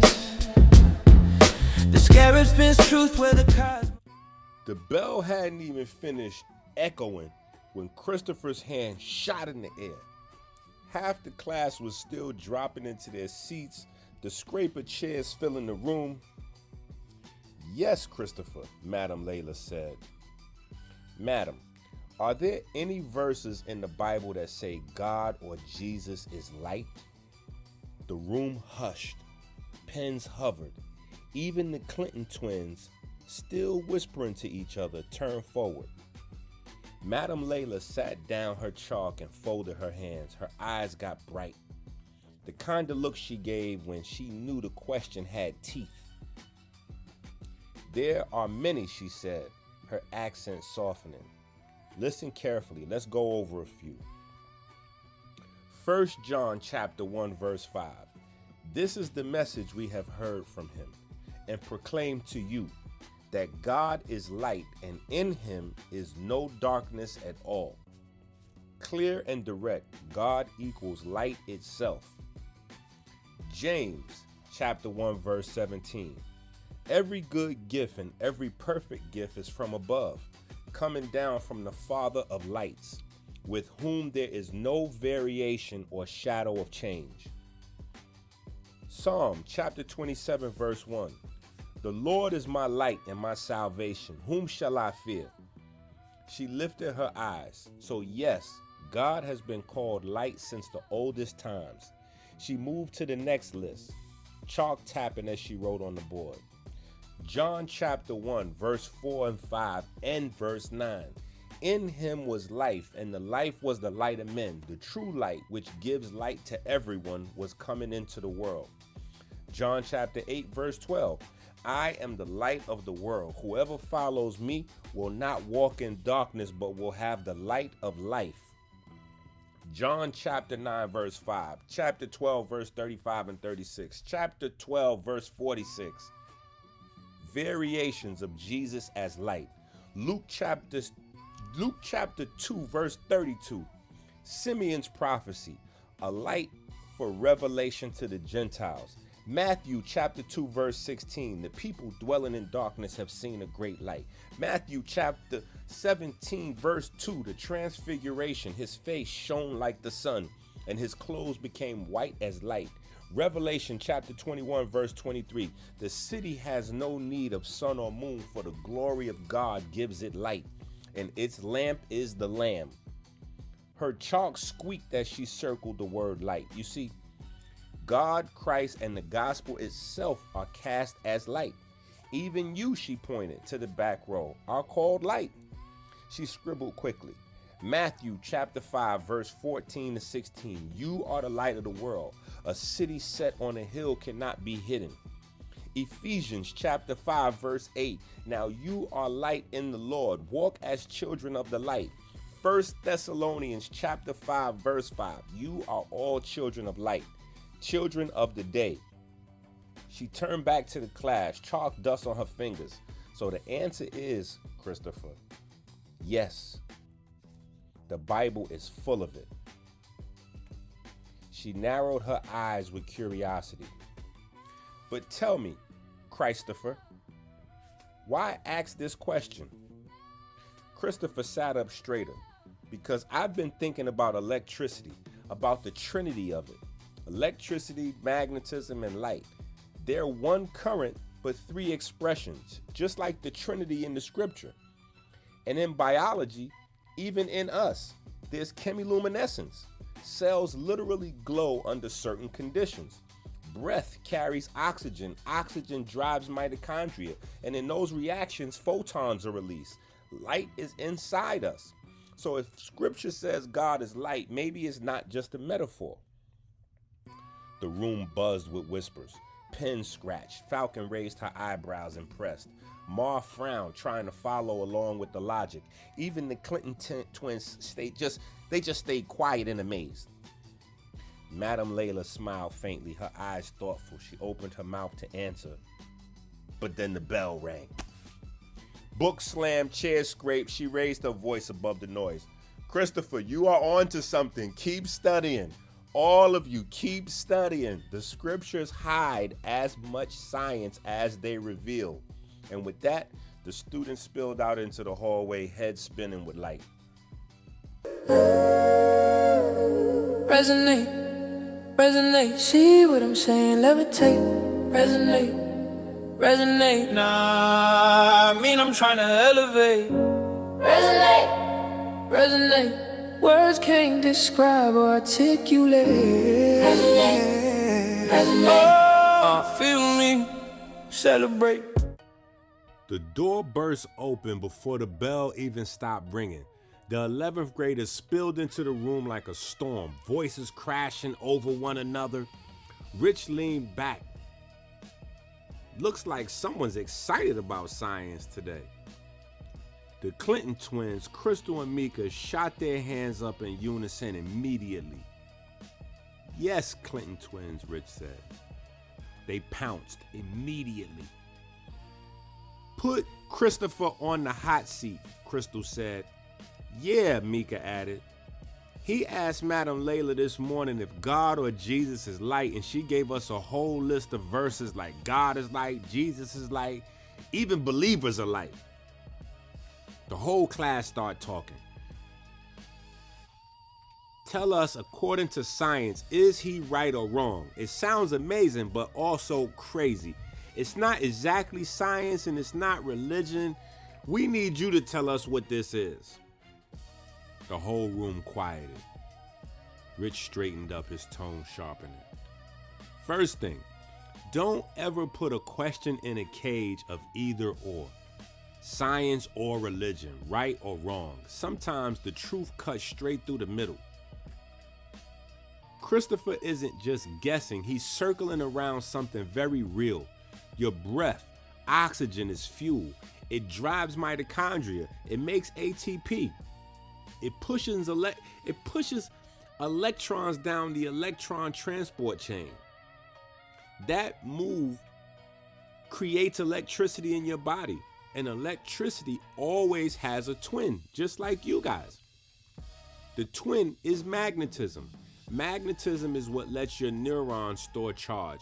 It's your hard drive. It's the black strip on the debit card. Without it, memory would vanish. Breath is what powers it all. He tapped the chalk hard on the final word, light. And when electricity and magnetism cross, what do they make? Light. The class said it together. Exactly. Your body literally produces light.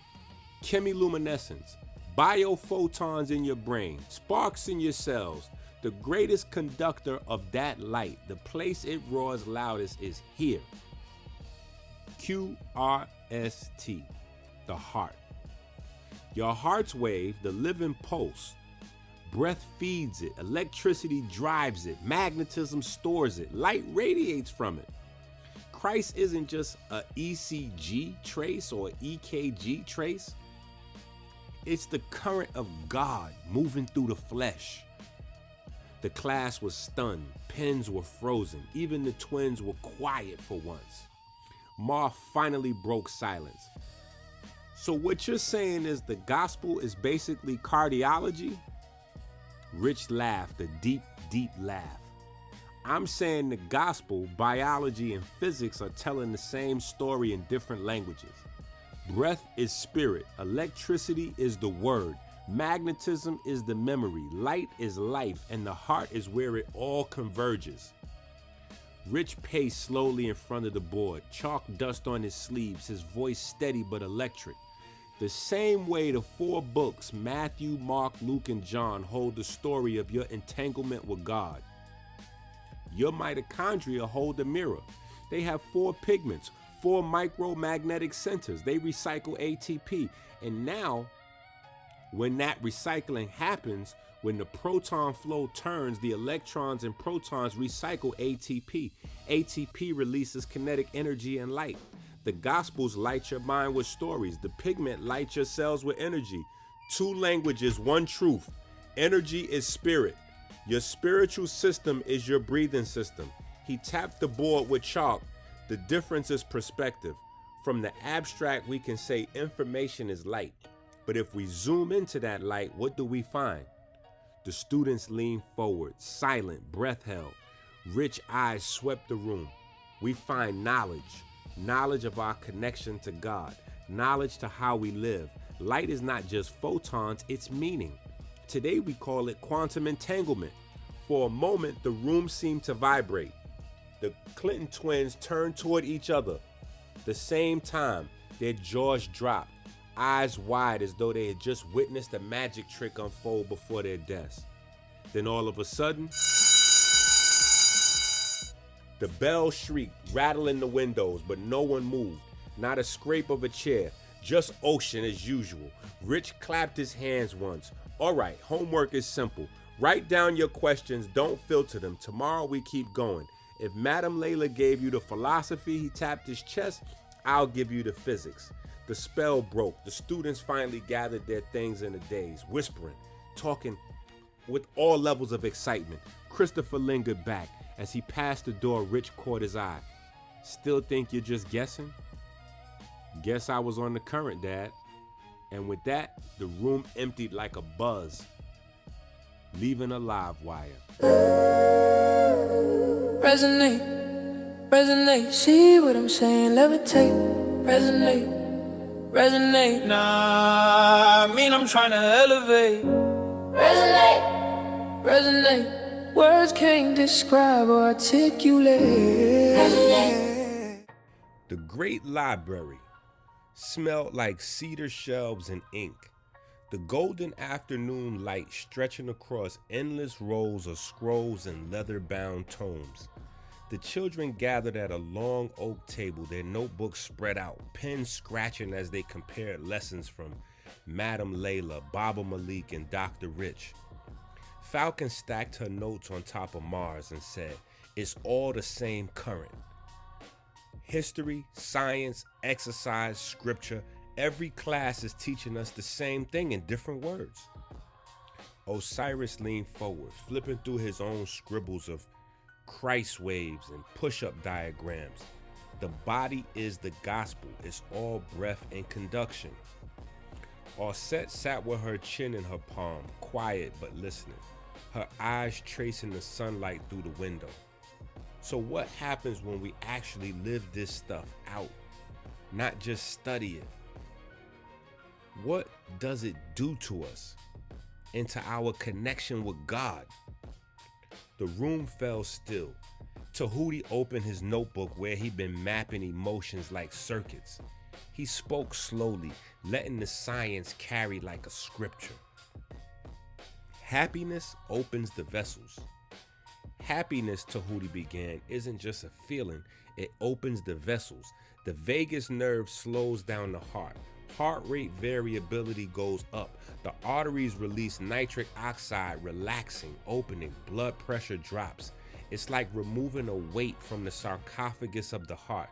The conductor can lift his hands and the whole orchestra plays lighter. Happiness makes you coherent with creation. The group nodded. Mars scribbling fast, Chanel whispering, "That's crazy, but it makes sense."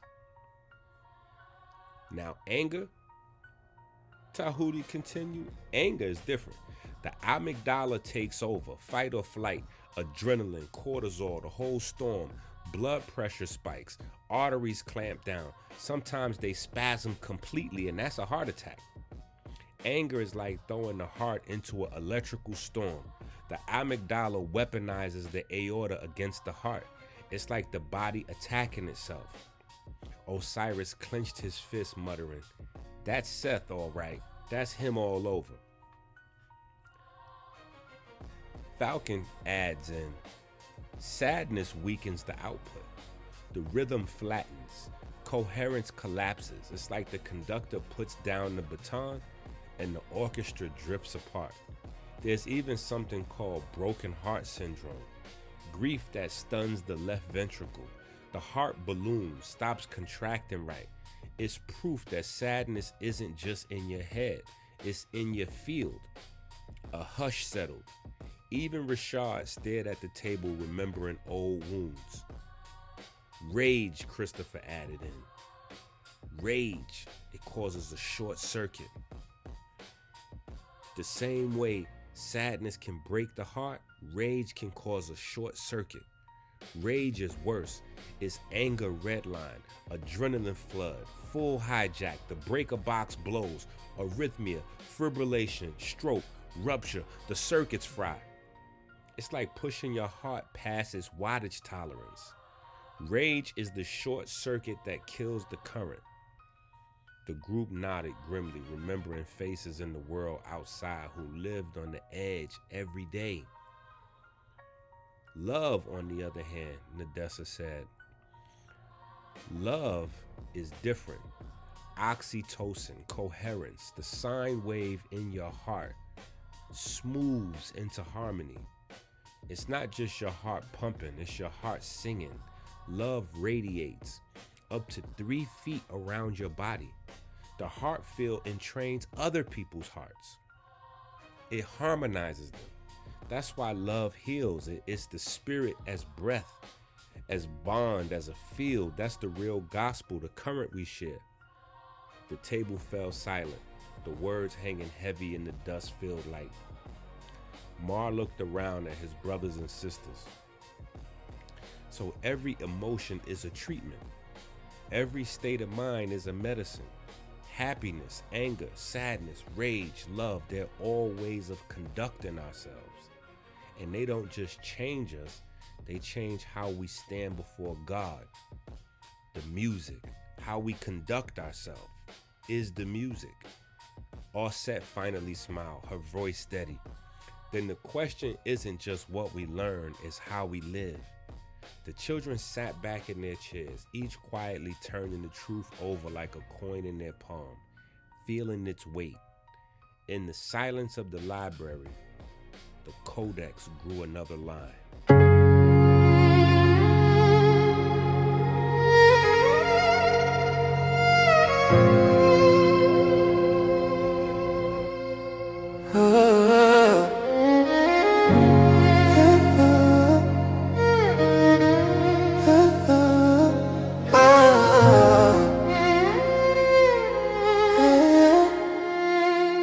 You are love, you are light.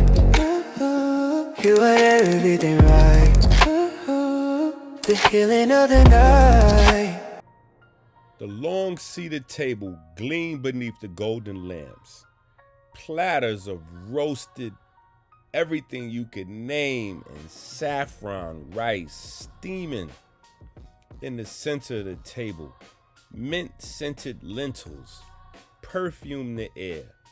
The Royale family, the Abbs children, their new palace siblings by oath, filled every seat, laughter, clinking forks, everybody happy. Falcon pushed her plate aside, feeling the weight of tonight's conversation. She said, we were talking in the library, and we were talking about how every emotion changes the heart. Happiness opens it, sadness weakens it, rage short circuits it, love makes it radiant. The queen tilted her head, listening intently. That's a profound observation for just a few days worth of lessons. Mar grinned. That's because all our teachers are saying the same thing in different languages. Madam Layla with the gospel, Baba Malik with the training, Dr. Rich with the science, our geometry and math teachers. It's all the same current. Rich nodded quietly, letting them speak. Osiris jumped in. It means how you treat yourself is how you conduct yourself before God. Emotions aren't just feelings, they're medicine. The king leaned back. So the temple of the body is ruled not by walls or priests, but by states of the heart. Everybody at the table agreed. Then Amor, small but sharp, sat down her cup. So is this what pharmakia is hiding? Is this how they make their pill money? By ignoring this? By selling drugs instead of teaching the current? Then the table erupted. Rashad, of course, they don't want people to know how breath and movement heal the heart. They keep the people angry, stressed, and sick on purpose. They build pills to patch the symptoms while the cause is right there, right in front of everybody. Our breath.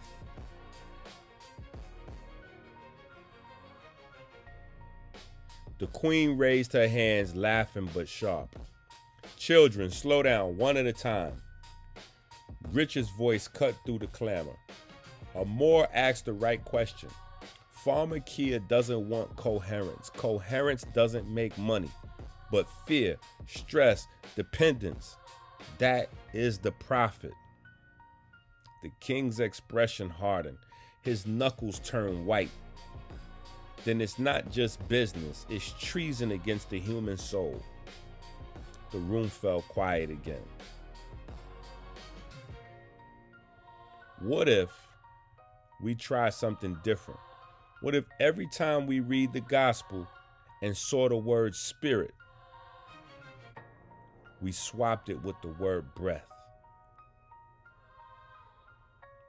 The children froze, staring at Rich. Even the king listened closer. He was intrigued. Let's see how it changes it. Take a few examples. Example number 1. In the Bible, John chapter 3, verses 5 to 8. Unless one is born of water and the breath, he cannot enter the kingdom of God. The wind, the breath, blows where it wishes, so it is with everyone born of the breath. Osiris sat straighter up. That hits different.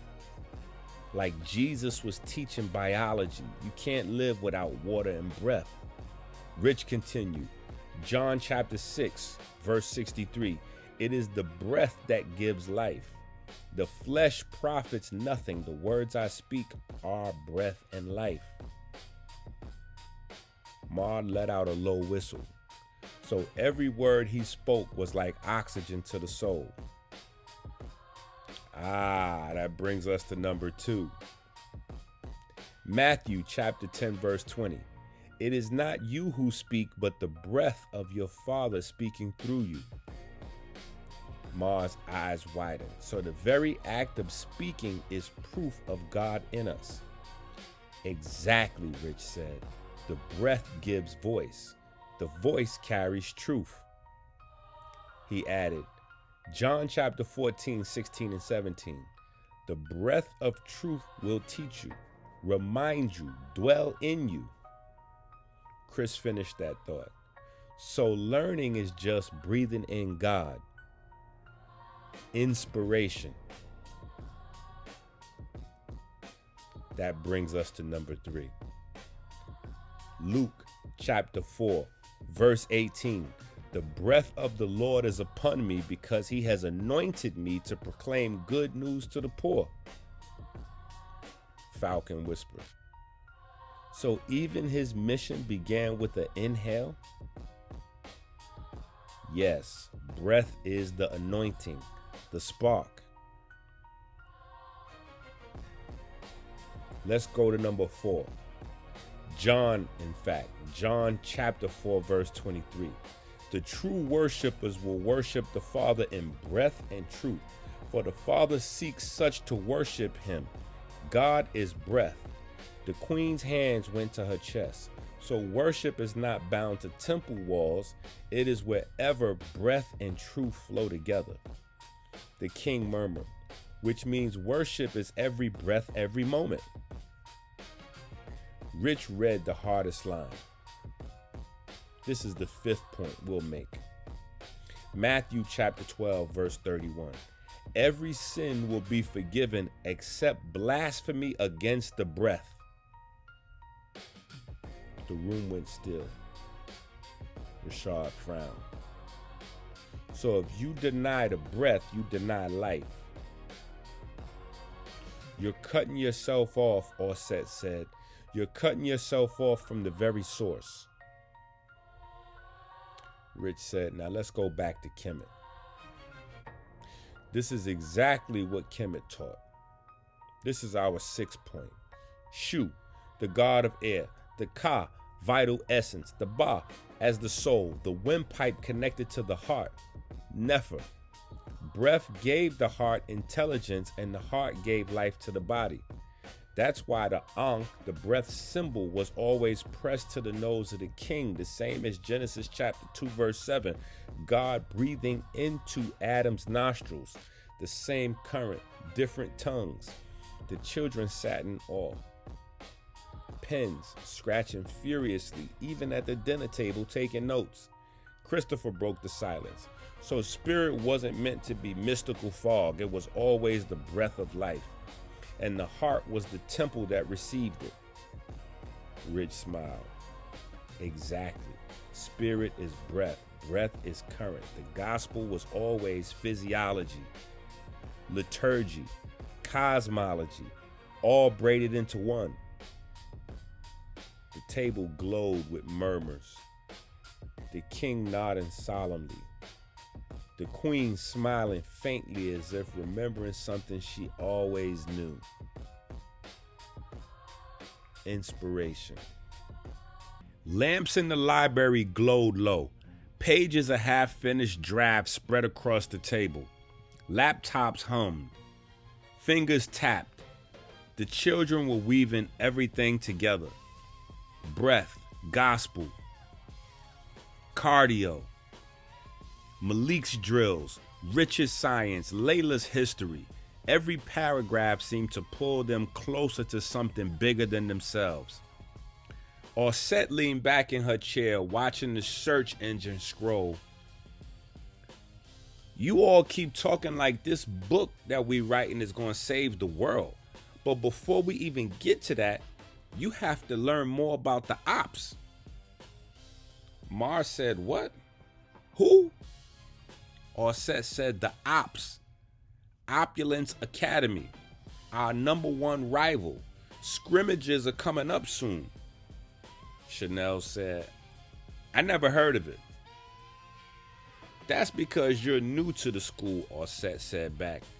Opulence was the academy before Elephantine was built, founded by the old royal families before reformation. They had the money, the grounds, the prestige, everything, and ties to Pharmakia. When Elephantine Academy rose, Opulence hated it, saw it as a threat. They've been rivals ever since. Rashad nodded. They call themselves tradition. We call them the leftovers. Laughter rippled through the group. But Christopher frowned. So these scrimmages, they're not just sports, are they? Orset's eyes gleamed. They never are. On paper, it's a debate. It's a track meet. It's knowledge bowls, games. But in truth, it's about influence, attention, who carries the current. Falcon folded her arms. Then the book isn't just a defense against Pharmakia, it's a weapon for the scrimmages too. Osiris grinned, his competitive streak flashing. Let them come. If opulence is the ops, then Elephantine is the current, and current always flows strong. The kids bent back over their pages, the library filling once more with the sound of typing, scribbling, writing, and whispered lines of the gospel rewritten as breath. Outside, the city slept. Inside, a new rivalry stirred awake. The books lay half forgotten, the air heavy with something unspoken.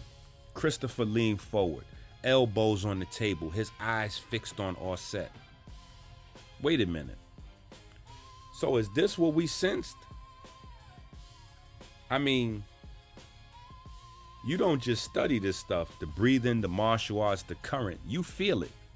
You start to develop like qualities, ESP, like new senses. When we were brought up, this is how we were raised. When we brought you up, moving into the palace, you looked like you were holding something back. We could sense it. We thought maybe it was just your crush on Osiris. Osiris got embarrassed. Or maybe leaving Rashad behind, but I think it's more than that now. You know certain things. And we want you to tell us everything. Tell us the history. Orset looked down at her notebook, her jaw tight. The silence stretched until finally she said, it's a lot. If you really want the story, someone needs to sneak down to the kitchen and bring back some blue magic smoothies and some snacks. We're gonna need energy for this. Mar jumped up immediately. Say less, I'll go. He gave a little wave to Christopher. Come on, big bro. You're not letting me carry this hall alone. The library door closed softly behind them. The hallways of the palace were dim, lanterns glowing in the shallow pools of light along the stone. Their footsteps echoed as they crept toward the kitchen. Mar leaned in close.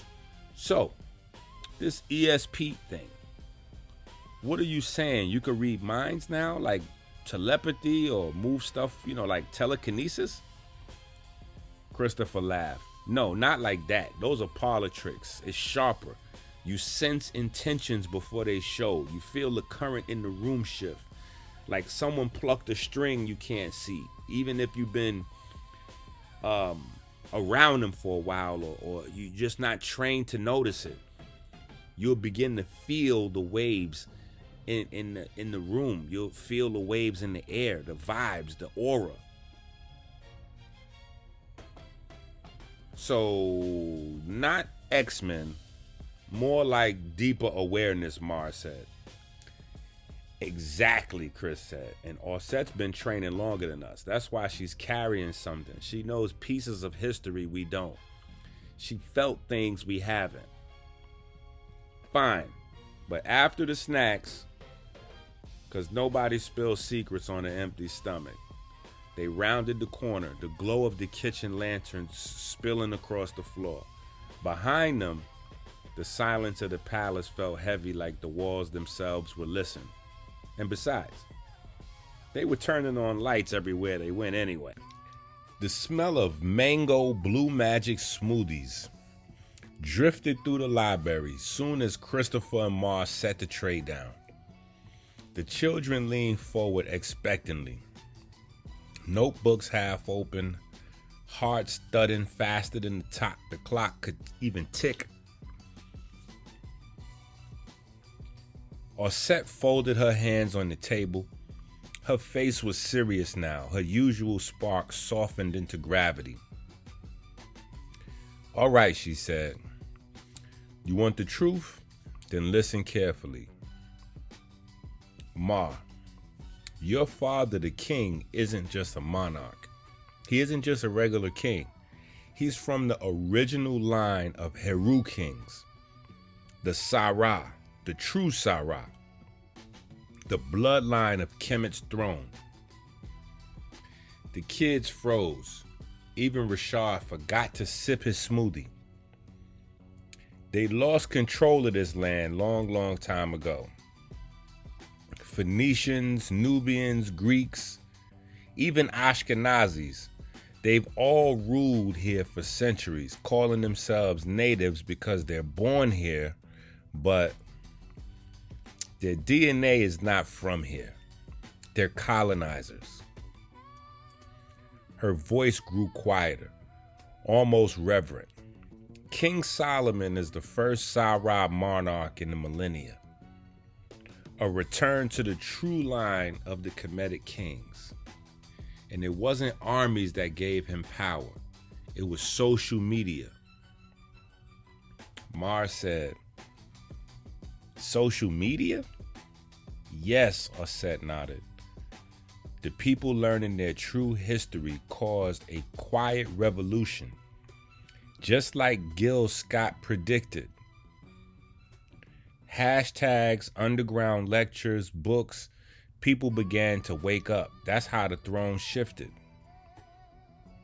She sighed. I don't know every detail. I was too young, but my parents told me. They have books. They showed me old home of consciousness lectures. It started in New York.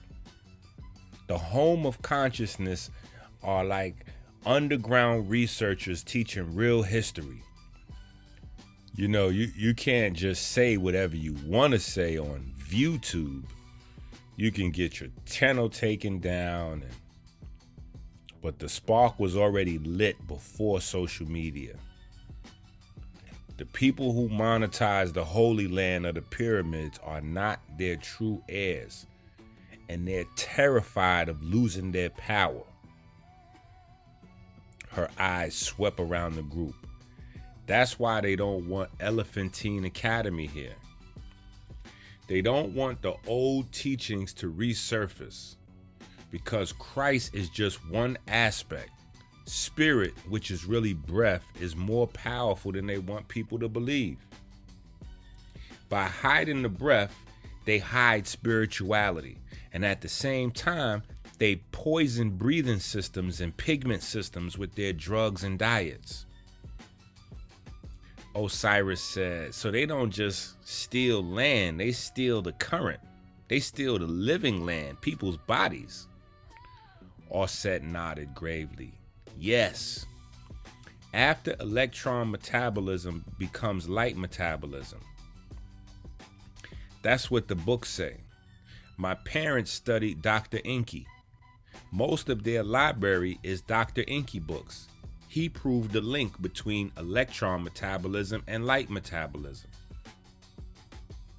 The children sat in silence, soaking in every word like a scripture.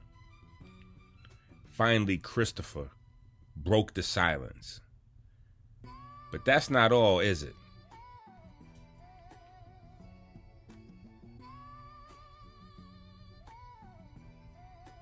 Now you're getting scary with that ESP thing, the spooky.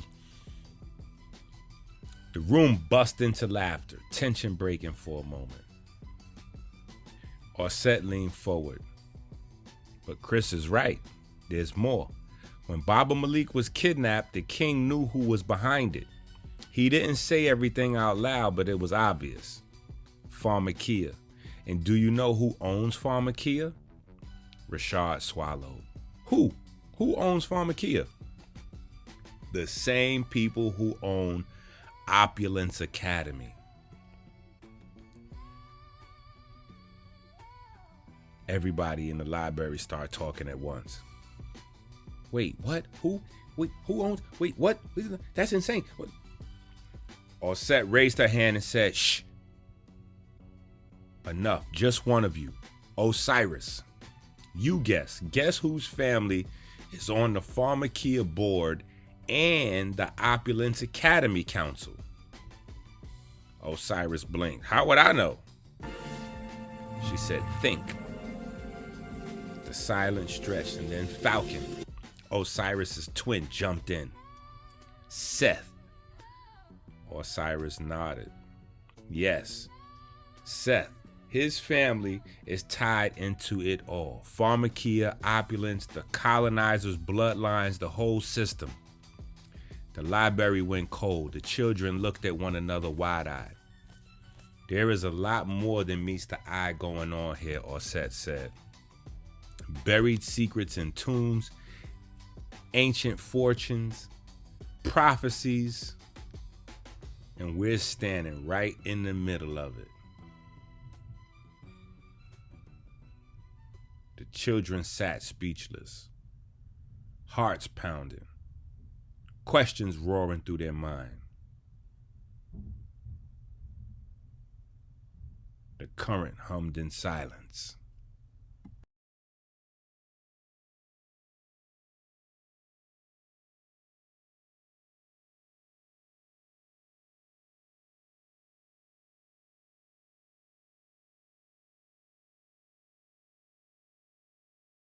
Set slipped into the room a breath late, eyes hard, jaw set. Osset felt him before she saw him. ESP. She and Falcon traded a look, then another look with Osiris. The air had that brittle hum, like static before a storm. Rich felt it too. He always did. He let the silence stretch, then clicked a piece of chalk against the board. Good morning. We're gonna do something precise today. He wrote in clear columns, NT, Kemet, breath, light, wisdom. Question on the table, he said. Where do New Testament ideas brush up against older Egyptian currents? Not internet rumor, patterns, text, transmission. He underlined once, Egypt in the New Testament, orbit. Rich numbered the board. Number 1, flight into Egypt. Matthew chapter 2, verses 13 to 23. An explicit Egypt scene. Jesus' family seeks refuge.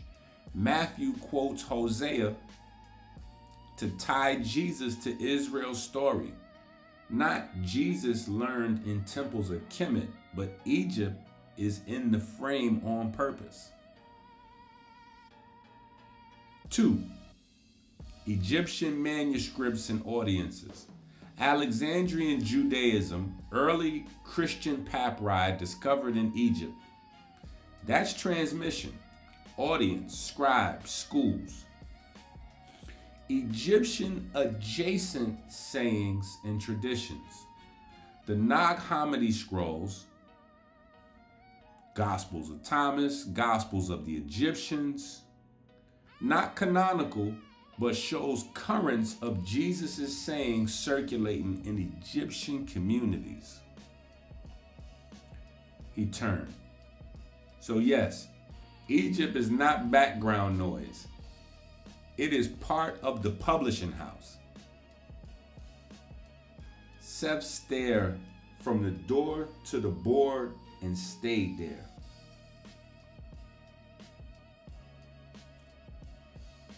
Wisdom stream.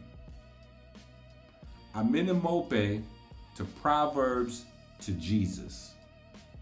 Rich drew a river with 3 bends. Most secure bridge.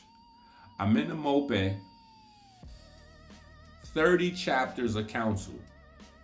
Proverbs, chapter 22, verse 17 to chapter 23, verse 11.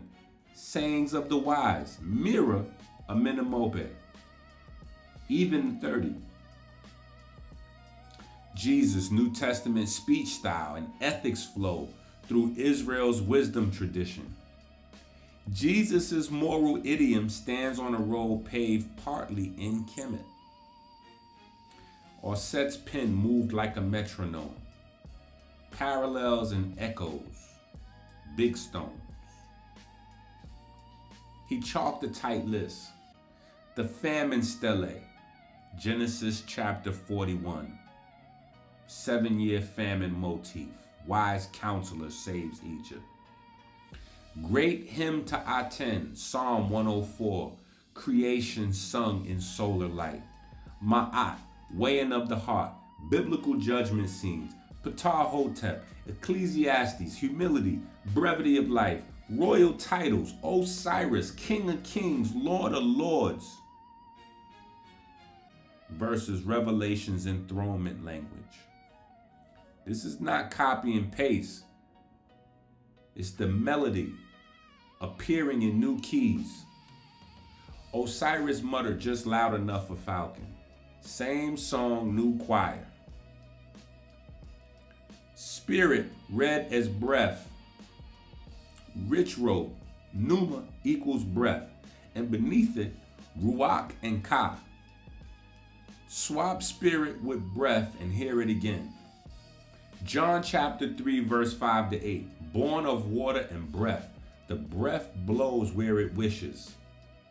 John chapter 6, verse 63. Breath gives life. Words are breath and life. Matthew chapter 10, verse 20. The breath of your Father speaks through you. John chapter 14, 16.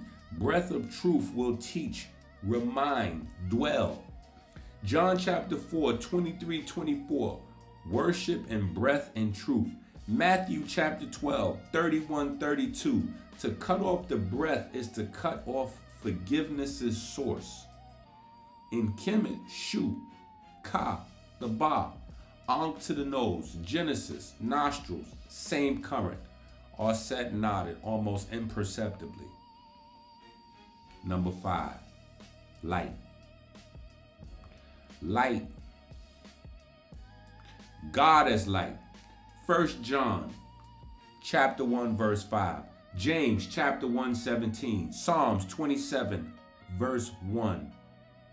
Jesus as light.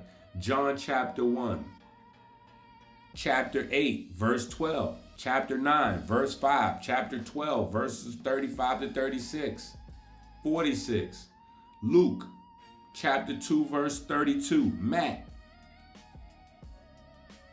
chapter 4, verse 16. Y'all should know by now, that's Matthew. Transfiguration, Revelation 21:23. You as light. How about that? Matt again. Chapter 5. 14 to 16. Ephesians chapter 5. 8. 1 Thessalonians chapter 5 verse 5. Egypt sings light endlessly. I-10 hymns. Keppera's becoming. The New Testament doesn't fear that lexicon, it redeploys it. Seth's knuckles whitened on his notebook spiral. He said nothing. Number 6, body physics. Why breath and light aren't just metaphor. Rich sketched a heart trace and wrote QRST. Physiology check. Breath drives electron transport and electricity. Electricity curls into magnetism, memory, and storage. Their dance radiates light, biophotons. The heart's QRST or Christ wave is a living waveform of that current. He rapid fired the emotions map. Happiness upregulates vagal tone, upregulates heart rate variability. Nitric oxide opens the vessels. Anger, amygdala surge, vasospasm risk. Sadness, heart rate variability drop. Rage, arrhythmia. Love, oxytocin, coherence, entrainment. Your spirit life isn't floating. Your breath is literally engineering your heart and field. Falcon exhaled like she had been holding it all, period. Number 7, bread and wine, Osiris and the Eucharist. Rich were 2 words, bread and wine.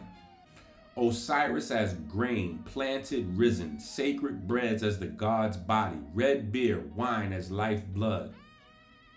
Communion later renders the same sacrament, body is bread, blood is wine. He let the chalk fall silent.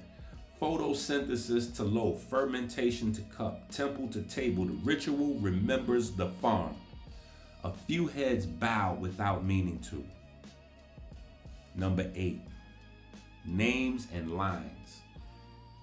Sarah, Israel, memory. Royal titles, Sarah, son of Ra, kingship as divine sonship. The very letters of Yisrael carry Ra at the center. Language remembers what politics tried to forget. He glanced across the room, past Osiris, past Set to Set. Not accusing, just present. Rich dusted his hands. All right, what did you actually learn?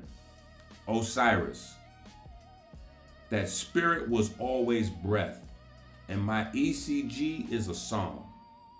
Falcon, that wisdom books were already braided with Kemet before Jesus quoted them.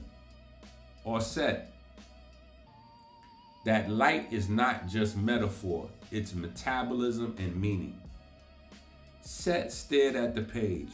He said nothing. Rich clapped once. If Madam Layla gives you the philosophy, I'll keep giving you the physics. Rich capped the chalk, eyes distant. He always knew more than he said. He spun the chalk in his fingers. All right, questions only. Aim for precision. Fire away. Osiris's hand went up first. If spirit is breath and the QRST waveform of that breath in the heart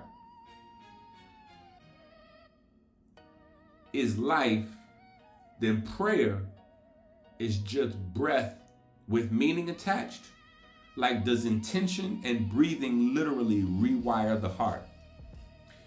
Before Rich could answer, Set's hand cut the air.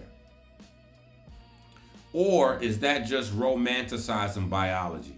If a clogged artery is clogged, can meaning unclog it? Or do you just need a stent and some statins? Come on, let's be serious here. A few kids murmured. This was a duel by question. Rich nodded unfazed. Good. 2 angles here. He numbered the board. A. Prayer as breath with meaning. Coherent practice. Intention. Change in heart rate variability. Rhythm, blood pressure, even inflammation. That's measurable. B. Acute obstruction. If a pipe's blocked, you may need a plumber. Emergency medicine saves lives. But ask the second order question. Do we train a life where the pipe never clogs? Or only learn to call the plumber? He underlined both and. Set raised 2 fingers. If Jesus says worship in breath and truth, is truth the alignment like breath without lies? What happens to the heart if the breath is steady but the life is dishonest? Set flicked a glance at her and then said, follow up. Why should truth matter to tissue? Muscle doesn't read ethics. Rich paced the floor. Your body reads contradiction as noise. Chronic deceit equals chronic stress. Stress chemistry degrades vessel walls, jangles rhythm, dulls the memory. Call it metaphysics or mechanics. Coherence hates lies. Falcon leaned in. If love entrains feels, how far does that feel go? 3 feet? A household? A school? Osiris jumped in. Can a school entrain a whole city? Set crossed his arms. Or is field talk just placebo with poetry? I mean, come on. Show the instruments, not incense. Rich sketched a quick heart rate strip beside a smooth sine wave. Instruments exist. The question isn't if coupling happens, it's how deep we're willing to train it, the breath, to conduct, the community. Tahuti cleared his throat. Back to text. If a Menemope shaped Proverbs and Proverbs shaped Jesus' speech, do we call that Egyptian or Jesus? Or is that lazy labeling? Set's eyebrows arched. And even if there is overlap, correlation isn't causation. Cultures share rivers doesn't mean one owns the ocean. Come on. Osiris snapped without letting go. Then how do we responsibly trace transmission without stealing or erasing? Rich smiled. By doing the slow work, dates, manuscripts, phrases, schools. Name the bridges without burning the villages on either side. Rashad raised his hand halfway. If emotions are medicine, what's the dosage? Like how much walking, how much laughing, how much love to shift the statistics? Said, and what if someone can't feel happy on command? Are they just doomed? Rich capped the chalk again. Dosage is practice, not pretending. You don't fake a PR, you train it. 5 anchors minimum. Sleep window, daily walk, breathing cadence. 4 to 6 per minute practice. Strength basics, push, pull, squat, hinge, and 1 honest conversation a day. That stack moves the numbers. No one is doomed. Set came back. If blasphemy against the breath is to cut yourself off from the source, what does that look like physiologically? Set tracked the chalk. And who decide what counts as cut off? Dangerous category if humans gatekeep it. Rich nodded. Physiology first. Chronic breath, starvation, shallow, erratic, polluted. This erodes coherence. Ethically, we don't gatekeep salvation. We gatekeep practice, air, water, movement, truth. The rest is between breath and the breather. Osiris's question came fast. Can the QRST wave be trained like a kata, like drills that rewrite the wave? Set shot back immediately. Can a kata outfight plaque? Mercenaries and money? Asking for the real world here. I mean, duh. Rich drew a tiny routine on the side. 5 minutes, nasal cadence. 3 90-second brisk walks. 2 max hold planks and wall sits. 1 minute gratitude recall. Do this daily. Wave changes. As for mercenaries and money, waves become habits. Habits become culture. Cultures change empires. Slowly and then suddenly. Falcon tapped her pen. If bread is wine and memory is older than the church, if bread and wine, okay. If Osiris represents bread and wine, and that is older than today's church, what keeps a ritual from becoming empty? Like forgetting its roots. Set comes in. If meaning is portable, anyone can weaponize it. Pharmakia sells light in bottles. Rich considered. Well, ritual stays alive when body, breath, and truth are braided. If one strand is missing, performance, product, or pretense, it hollows out.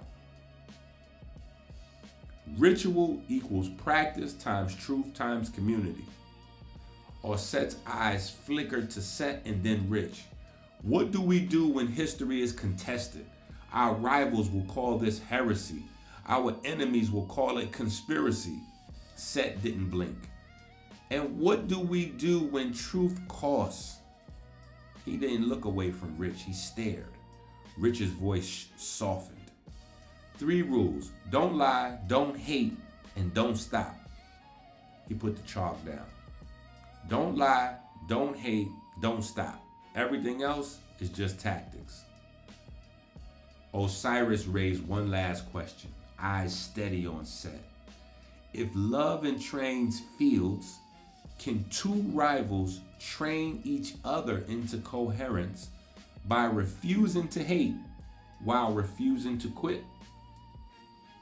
Set jaw flexed. His answer came as a question. Instantly. And if one of them is standing on a lie, does coherence mean calling it out or holding your breath until the lie dissolves? The room held silence like a note. Rich let it ring. Bring those to your pages tonight. No speeches, just questions only. This is your homework. The heart learns fastest when the mind is honest. Pens went back to paper.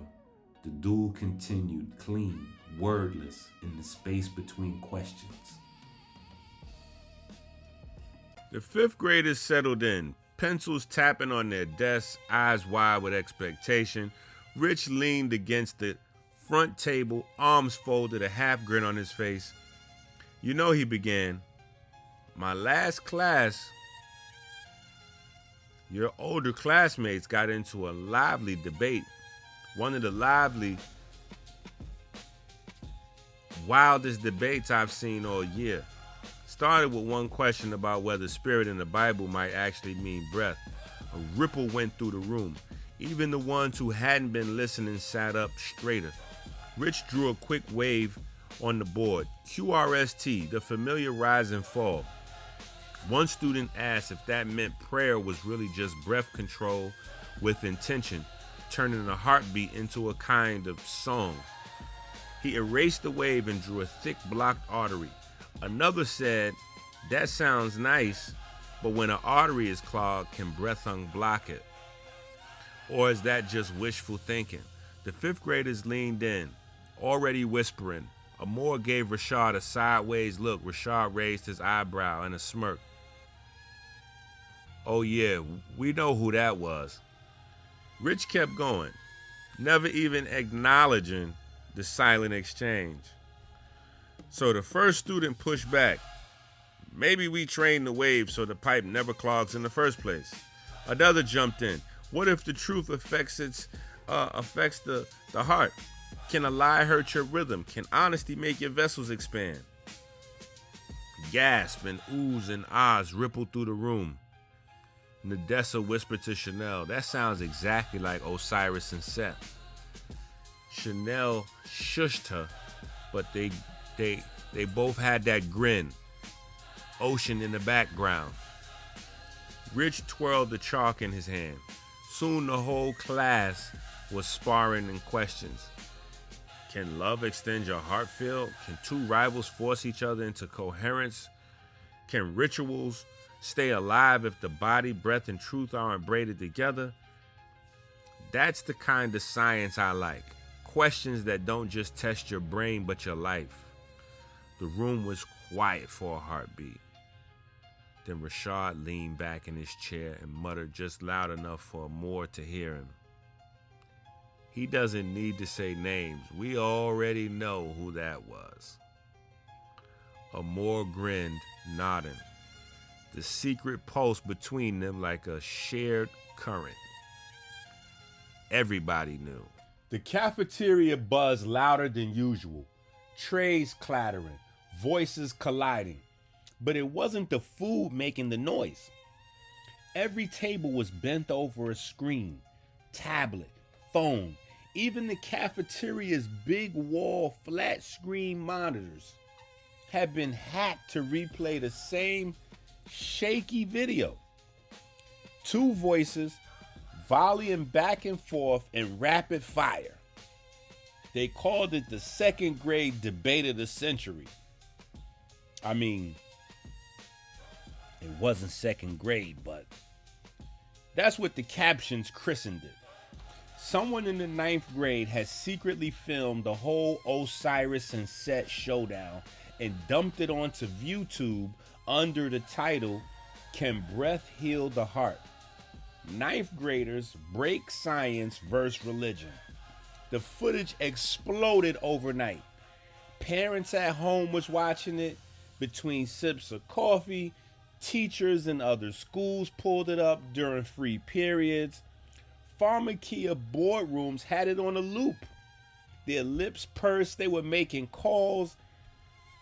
Even Katina Gilliam, the tennis star who sponsored Pharmacia, or did Pharmacia sponsor her?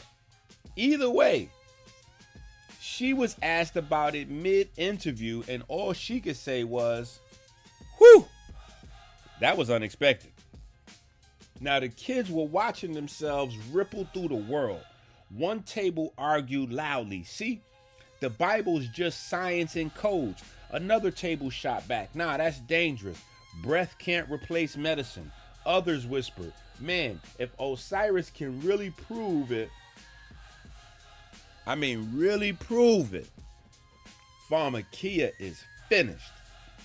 Falcon sat stiffly, eyes flickering across the room. She caught Ossette's gaze, and the two exchanged a look. The kind of look that said, the current is breaking even out of the palace now. At the Real Abs table, Rashad leaned in. This ain't just kid stuff anymore. The whole internet's chewing on this. Business folks, preachers, athletes, everybody's picking sides. Amor smirked. Osiris, man, the quietest one of us, and he's always the one who lights the match. Osiris himself hunched low over his tray, silent, pushing rice around with his fork. He hadn't planned it. He never did.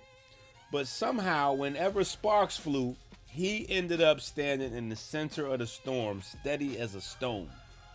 By the time lunch was half over, the cafeteria screens weren't just showing the debate. They were showing reaction clips. A priest in London nodding gravely. This boy speaks like the prophets. A cardiologist in New York shaking his head. This is dangerous pseudoscience. Even a rapper in Atlanta shouting into his webcam. See, They've been hiding this from us the whole time. Pharmakea's social media team was already at work, flooding the feeds with fact-check threads and reaction ads. But the current was already out.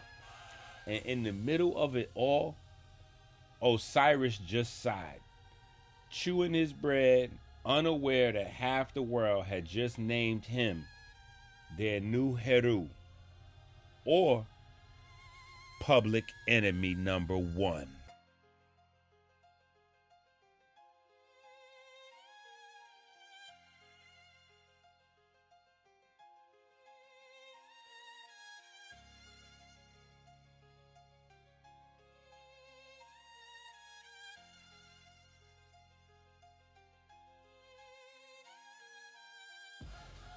The gym doors slammed behind the last stragglers. Sneakers squeaked across the polished floor, and the chatter was loud. Until Baba Malik blew his whistle. He stood at half-court, phone in hand, shaking his head with half a laugh.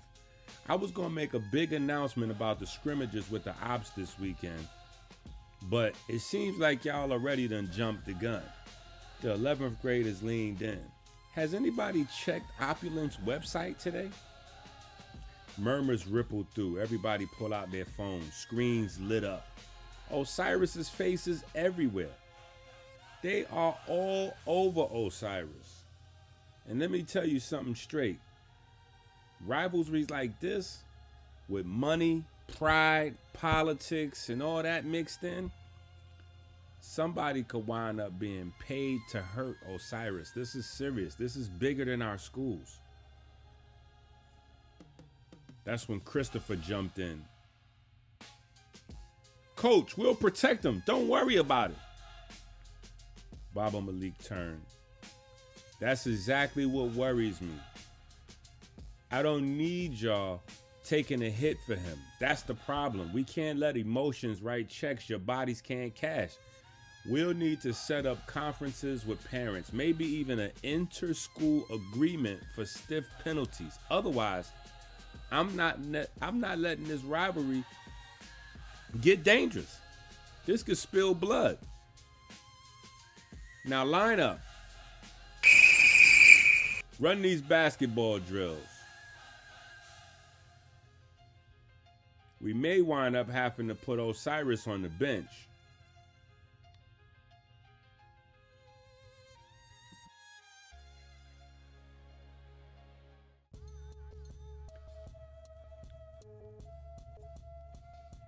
The sound of sneakers squeaking on the hardwood should have been routine, but for Osiris it felt like a spotlight cutting him open.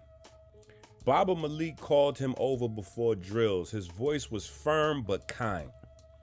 Osiris, you're benched until further notice. No ball, no running against the ops. The words hit harder than any tackle. Osiris blinked, his jaw locked, nodded without saying a word. The rest of the school day was just a blur. Teachers' voices, classmates, everything. That night he even skipped dinner. He didn't talk. He went, had his bath, and just went to bed. He was out of it. In Mars' room, though, the headquarters, the team, they didn't take it lightly. Tahuti's fists were clenched. This is garbage. They benched him because they're scared. We can't just sit around. I say we get revenge for Osiris. The room buzzed. Amor nodded, ready to back him up. Rashad smirked like the thought thrilled him. But Christopher, the voice of reason, said, calm down. This is exactly when we have to stay cool. This is what all the lessons are for, the breathing, the emotions, the discipline. We can't let them bait us into chaos. Falcon leaned in, nodding. Nadessa and Chanel glanced at each other. Osiris is fine. He bathed, he's fasting, it's a protocol. This is his way of focusing when things spin out of control. He's stronger than everybody thinks. The group went quiet. Mars said, "So we make a move, but not the one they expect. The book." Chanel snapped her fingers. "Yes, but not just the book. We slip out an audio book. We drop it in parts, chapter by chapter." Nadessa grinned. "Like a series. Maybe animated. Drop the first chapter so that it's like start of a scrimmage, or in fact, drop it at the start of the scrimmage. That'll totally blow them away." Tahuti caught on, leaning in. "That way, while the ops are focused on Osiris, they'll hear our words. They won't even be able to focus on the game. They'll be running into themselves, running into us, missing shots. We'll wipe the floor with them and spark a shift in consciousness at the same time." Christopher smiled at fire catching around the circle. "Exactly, family. But one problem, we have to get Osiris back in the game. Tahuti, that's on you. Convince your uncle he'll be safe." "I'll do it," Tahuti said, his eyes fierce. "I owe him that. And I'll get my dad to help." Rashad threw his hands up, laughing out loud. "This is going to be a masterpiece. Adults are not smarter than kids."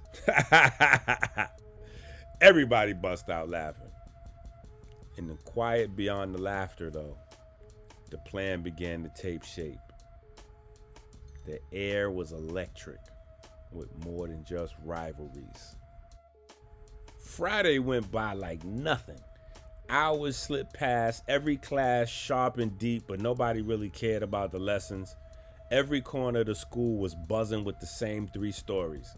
The almost fight in the hallway, the gym duel that turned into a legend, and all of that leading up to the debate that went viral. You can't escape it. Teachers, kids, everybody was discussing this. By lunchtime, the whole campus was like a drum line tuned to my brother's name. Osiris, Osiris, Osiris, Osiris. The only moment that cut through the noise came in sixth period when Osiris walked in like he was carrying a weight no one else could see. Baba Malik pulled him aside. His words weren't loud, but the whole room seemed to catch. "You can play." Just like that, the cloud over Osiris lifted. He didn't smile, but we could see his energy. We could see his aura go from a -100 to a 2,000. That night back in the palace, we pulled out some toys from home and showed them to the Reals. Tahuti, Orset, Rashad, everybody saw our gadgets. So now they knew. Make no mistake, we are ready for tomorrow. This isn't just a scrimmage. It was a battle. And we were walking into Sunday morning with no intentions of depending on adults. We had our toys. We had our artificial intelligence. We were prepared for all manner of warfare. The morning broke heavy with anticipation, but it wasn't nerves, it was charge. We gathered before dawn for prayer, the kind that doesn't just float out as words, but drops down as current. Everybody, even the new ones, Offset, Rashad, Tahuti, everybody felt it.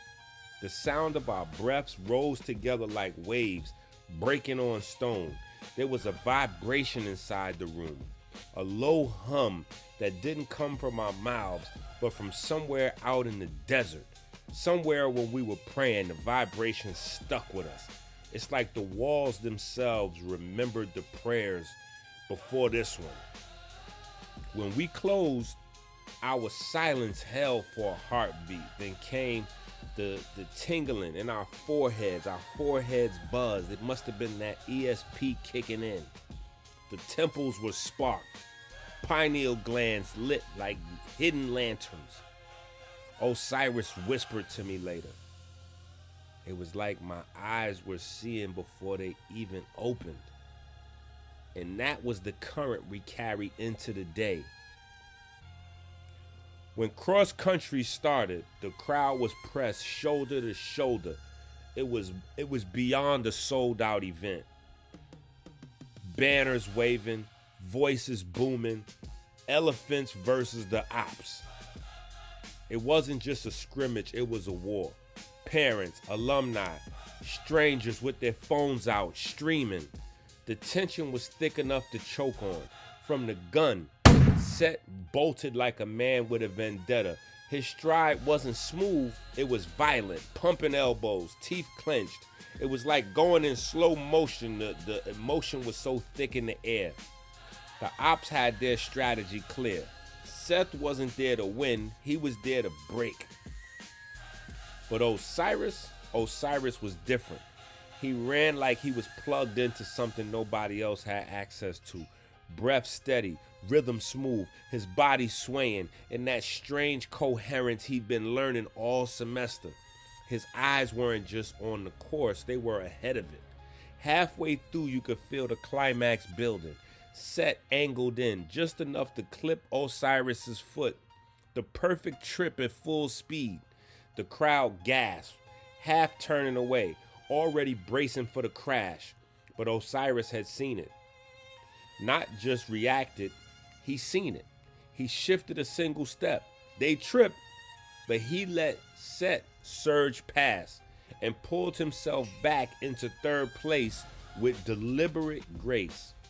His face stayed calm, but his eyes burned. He had given Set the win, flipped the trap upside down. The elephants by Osiris's calculated third still took the team victory. Set crossed the line first, arms thrown wide, but instead of cheers, he was met with confusion and then laughter. Everyone could see he was furious. He hadn't landed the hit. He hadn't ruined Osiris. He had actually handed Elephantine a win. He just didn't understand it. Basketball. If cross country was subtle chess, basketball was fist fight with sneakers on. The ops came in swinging, fast break dunks, trying to humiliate. But the elephants had learned something new. Every time the ops charged the paint, one of our players stepped in, feet planted, chest up. Boom! Foul. Offensive foul. At first, the crowd thought it was luck. Once, twice. By the 10th, it was a statement. By the 15th offensive foul, it was a battle cry. And by the time the game whistled, it was 27 offensive charges. The gymnasium was on its feet screaming. 27 fouls, 27 possessions stripped away, 27 points the Elephantine converted on the other end. The margin of victory. This is crazy. It was poetry in motion, war disguised as basketball. Every fall to the floor was another exclamation mark. But the wildest thing wasn't even on the court. It was in the stands. The first chapter of Pull Your Own Weight had dropped that morning. Anonymous, yes, but the kids had leaked it perfectly timed with the scrimmages. Phones buzzed, pages spread, and Osiris and Set sprinted their duel. Parents were arguing in real time about the Christ waves, pills, push-ups, pharmakia, profits, what was real health. It was a wildfire. Every shot, every charge on the court had a chorus behind it. Half the gym was debating doctrine louder than the referee's whistles. One side screamed, medicine saves lives. Another shot back, movement saves the current. A father in a suit shoved a mother in gym clothes. A teenager threw popcorn like confetti. Arguments turned to shoves to fistfights. The Royal Guard had to step in, breaking up brawls. Not between students either. Grown adults. Fights spilled down the bleachers. Phones flew. Somebody yelled pharmakias in the stands. And half the section erupted again. Meanwhile, on the floor, the elephants stood tall in victory. Not just a scoreboard win, not just a scrimmage, but a statement. Championship.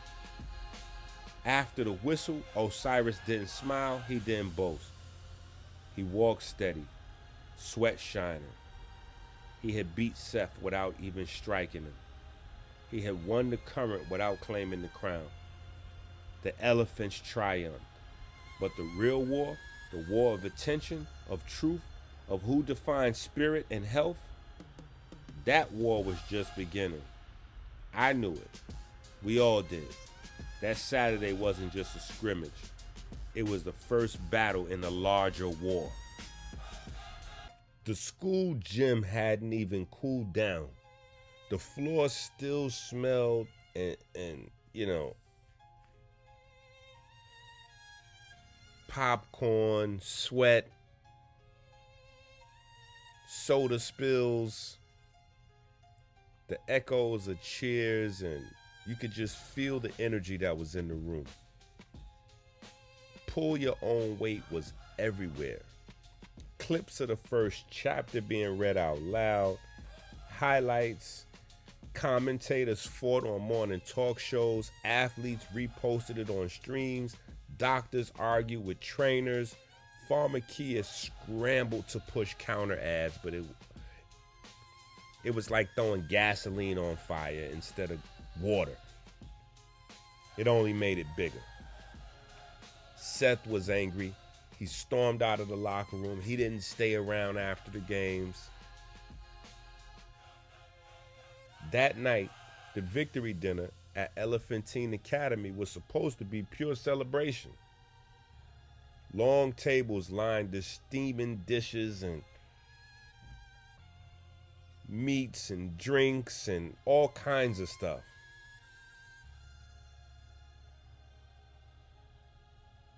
The last person you think would be paying attention at an event like this, Chanel. Chanel was frozen with fear. She was watching a waiter move between tables with trays, and he had the double crescent tattoo. The same mark she saw in the lunchroom weeks earlier. Her fork clattered. She whispered to Falcon, who caught it instantly. A signal ran down the table. Eyes narrowed. Before you knew it, the royal guard was on him. It was like instantaneously. Chanel froze. The vibe, the ESP was picked up. The royal guard jumped on him. By midnight,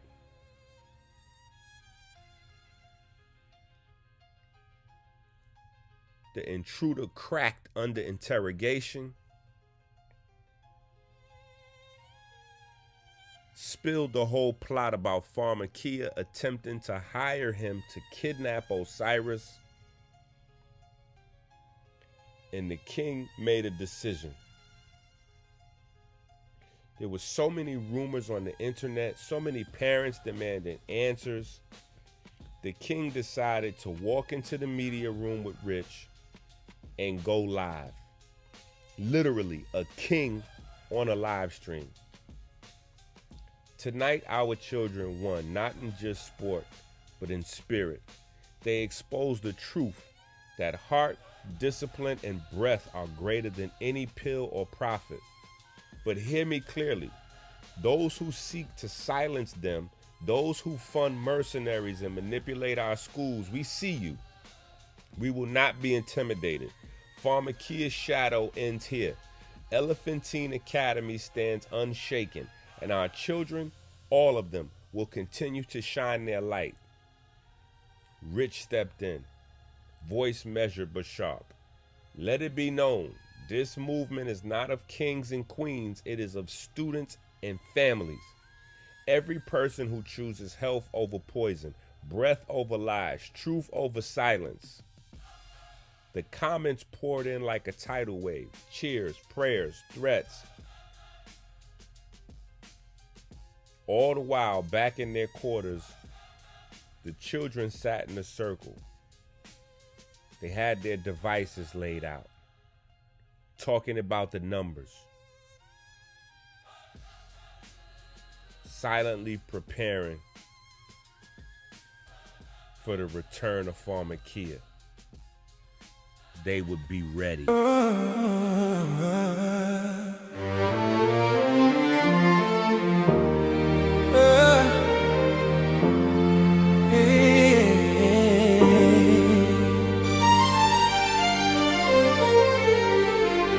Rolling through the sand like a thought in disguise. The scarab spins truth where the cosmos collide.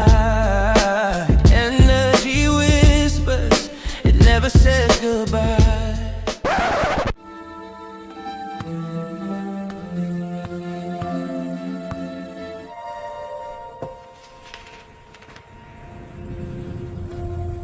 We can't release the whole book. Not yet. No, too much still hidden. If we drop everything now, it gets swallowed, lost in Pharmakia's noise. Chapters, not the whole. Step by step. That's how light survives. For now, we hibernate, we study, we search every book that's ever existed for the true knowledge of QRST. Not just what we think we know. What was buried, what was stolen, what was scattered. We trace it all. Before the weight can settle, then we go further back. Back to Christ, before translations, before distortions, before anyone touched it and called it theirs. Christ, heavy, ancient, a weight.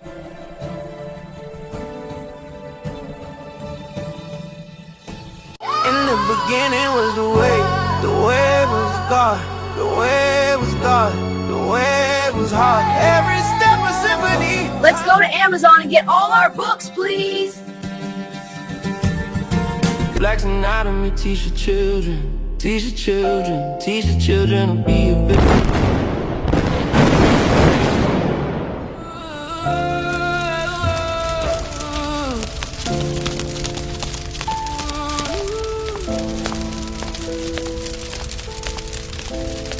Die a hero or live long enough to become a villain. Black's anatomy, teach your children, teach your children, teach your children to be a villain. Live as a hero for teaching children, or don't buy the books and be the villain. We say the babies by teaching them, we say the babies by reaching them. If not, diabetes, heart disease, in prison we'll be eating them. That's how we treating them, feeding them futures of cement bar. No stars, just scars, no healing them. Buy the books, don't let your kids die. Buy the books, don't let the dreams dry. Turn pages or the rage of the system's gonna fry. Die a hero or live long enough to become a villain.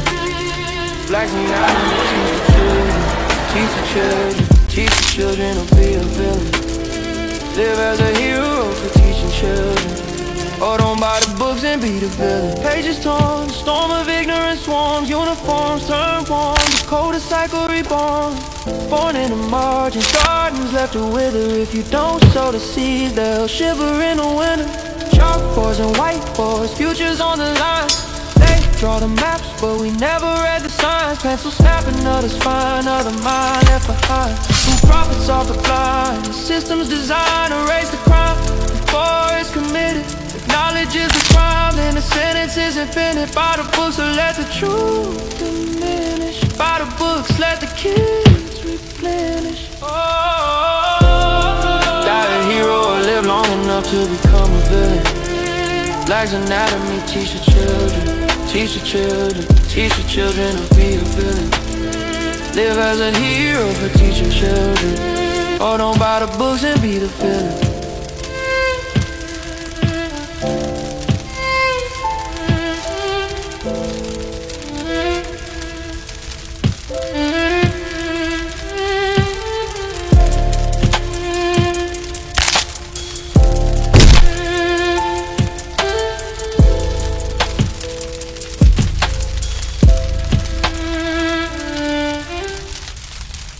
Black's anatomy, teach your children, teach your children, teach your children to be a villain. Live as a hero for teaching children, or don't buy the books and be the villain. We say the babies by teaching them, we say the babies by reaching them. If not, Melanin versus diabetes, we in here. We discovered it. In the beginning was the wave. The wave was with God, and the wave was God.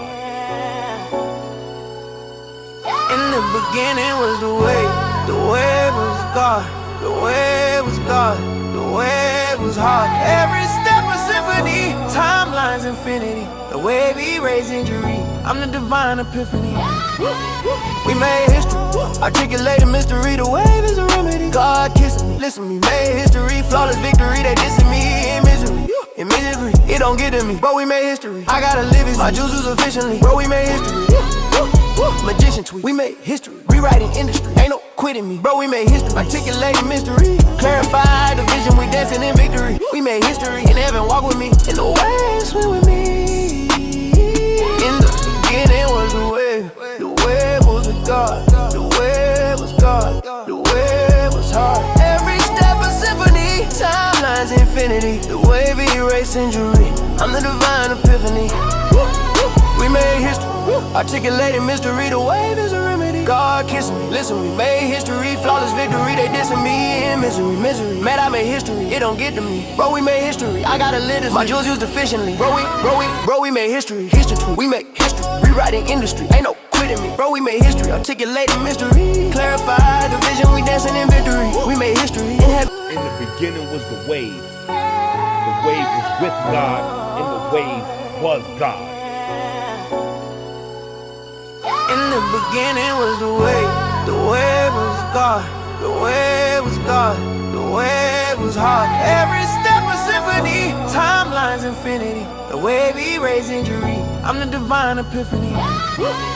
We made history, articulated mystery. The wave is a remedy. God kissing me, listen me, made history. Flawless victory, they dissing me in misery. In misery, it don't get to me, but we made history. I gotta live it, my juices efficiently. Bro, we made history.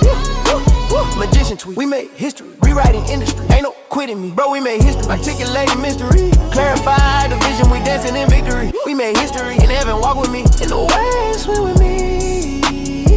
In the beginning was the wave was with God, the wave was God, the wave was hard. Every step a symphony, timelines infinity. The wave erased injury, I'm the divine epiphany.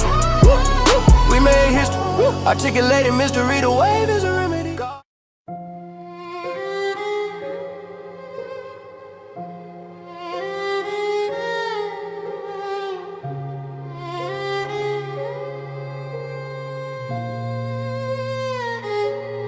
Profit for profit,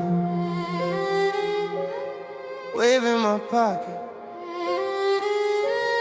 Scared of these heights, still I climb like a rocket. Profit for profit, watching my logic. Numbers go up while I'm breaking the optics. I'm scared of heights, but I'm untouchable. I'm scared of heights, but I'm untouchable. Natural beside me, aura is solid. Word is my one, and my tongue is the socket. I'm scared of heights, but I'm untouchable. I'm scared of heights, but I'm untouchable. Yeah. Jabari at work in that lab with the scripts. I'm making your deals on the tongue, on the lips. I'm the holistic one, body and soul. Herb in the cupboard, truth in the scrolls. Leader, teacher, I'm that preacher. Number one voice in your speaker. Turn me up. Innovate, change your lanes. Leave that old frame in the bleachers. Culture can't keep up, but they follow me still. Blueprint buzzing in the group chat real. I heal the word in my microfield. Show them how a thought turn flesh and heal.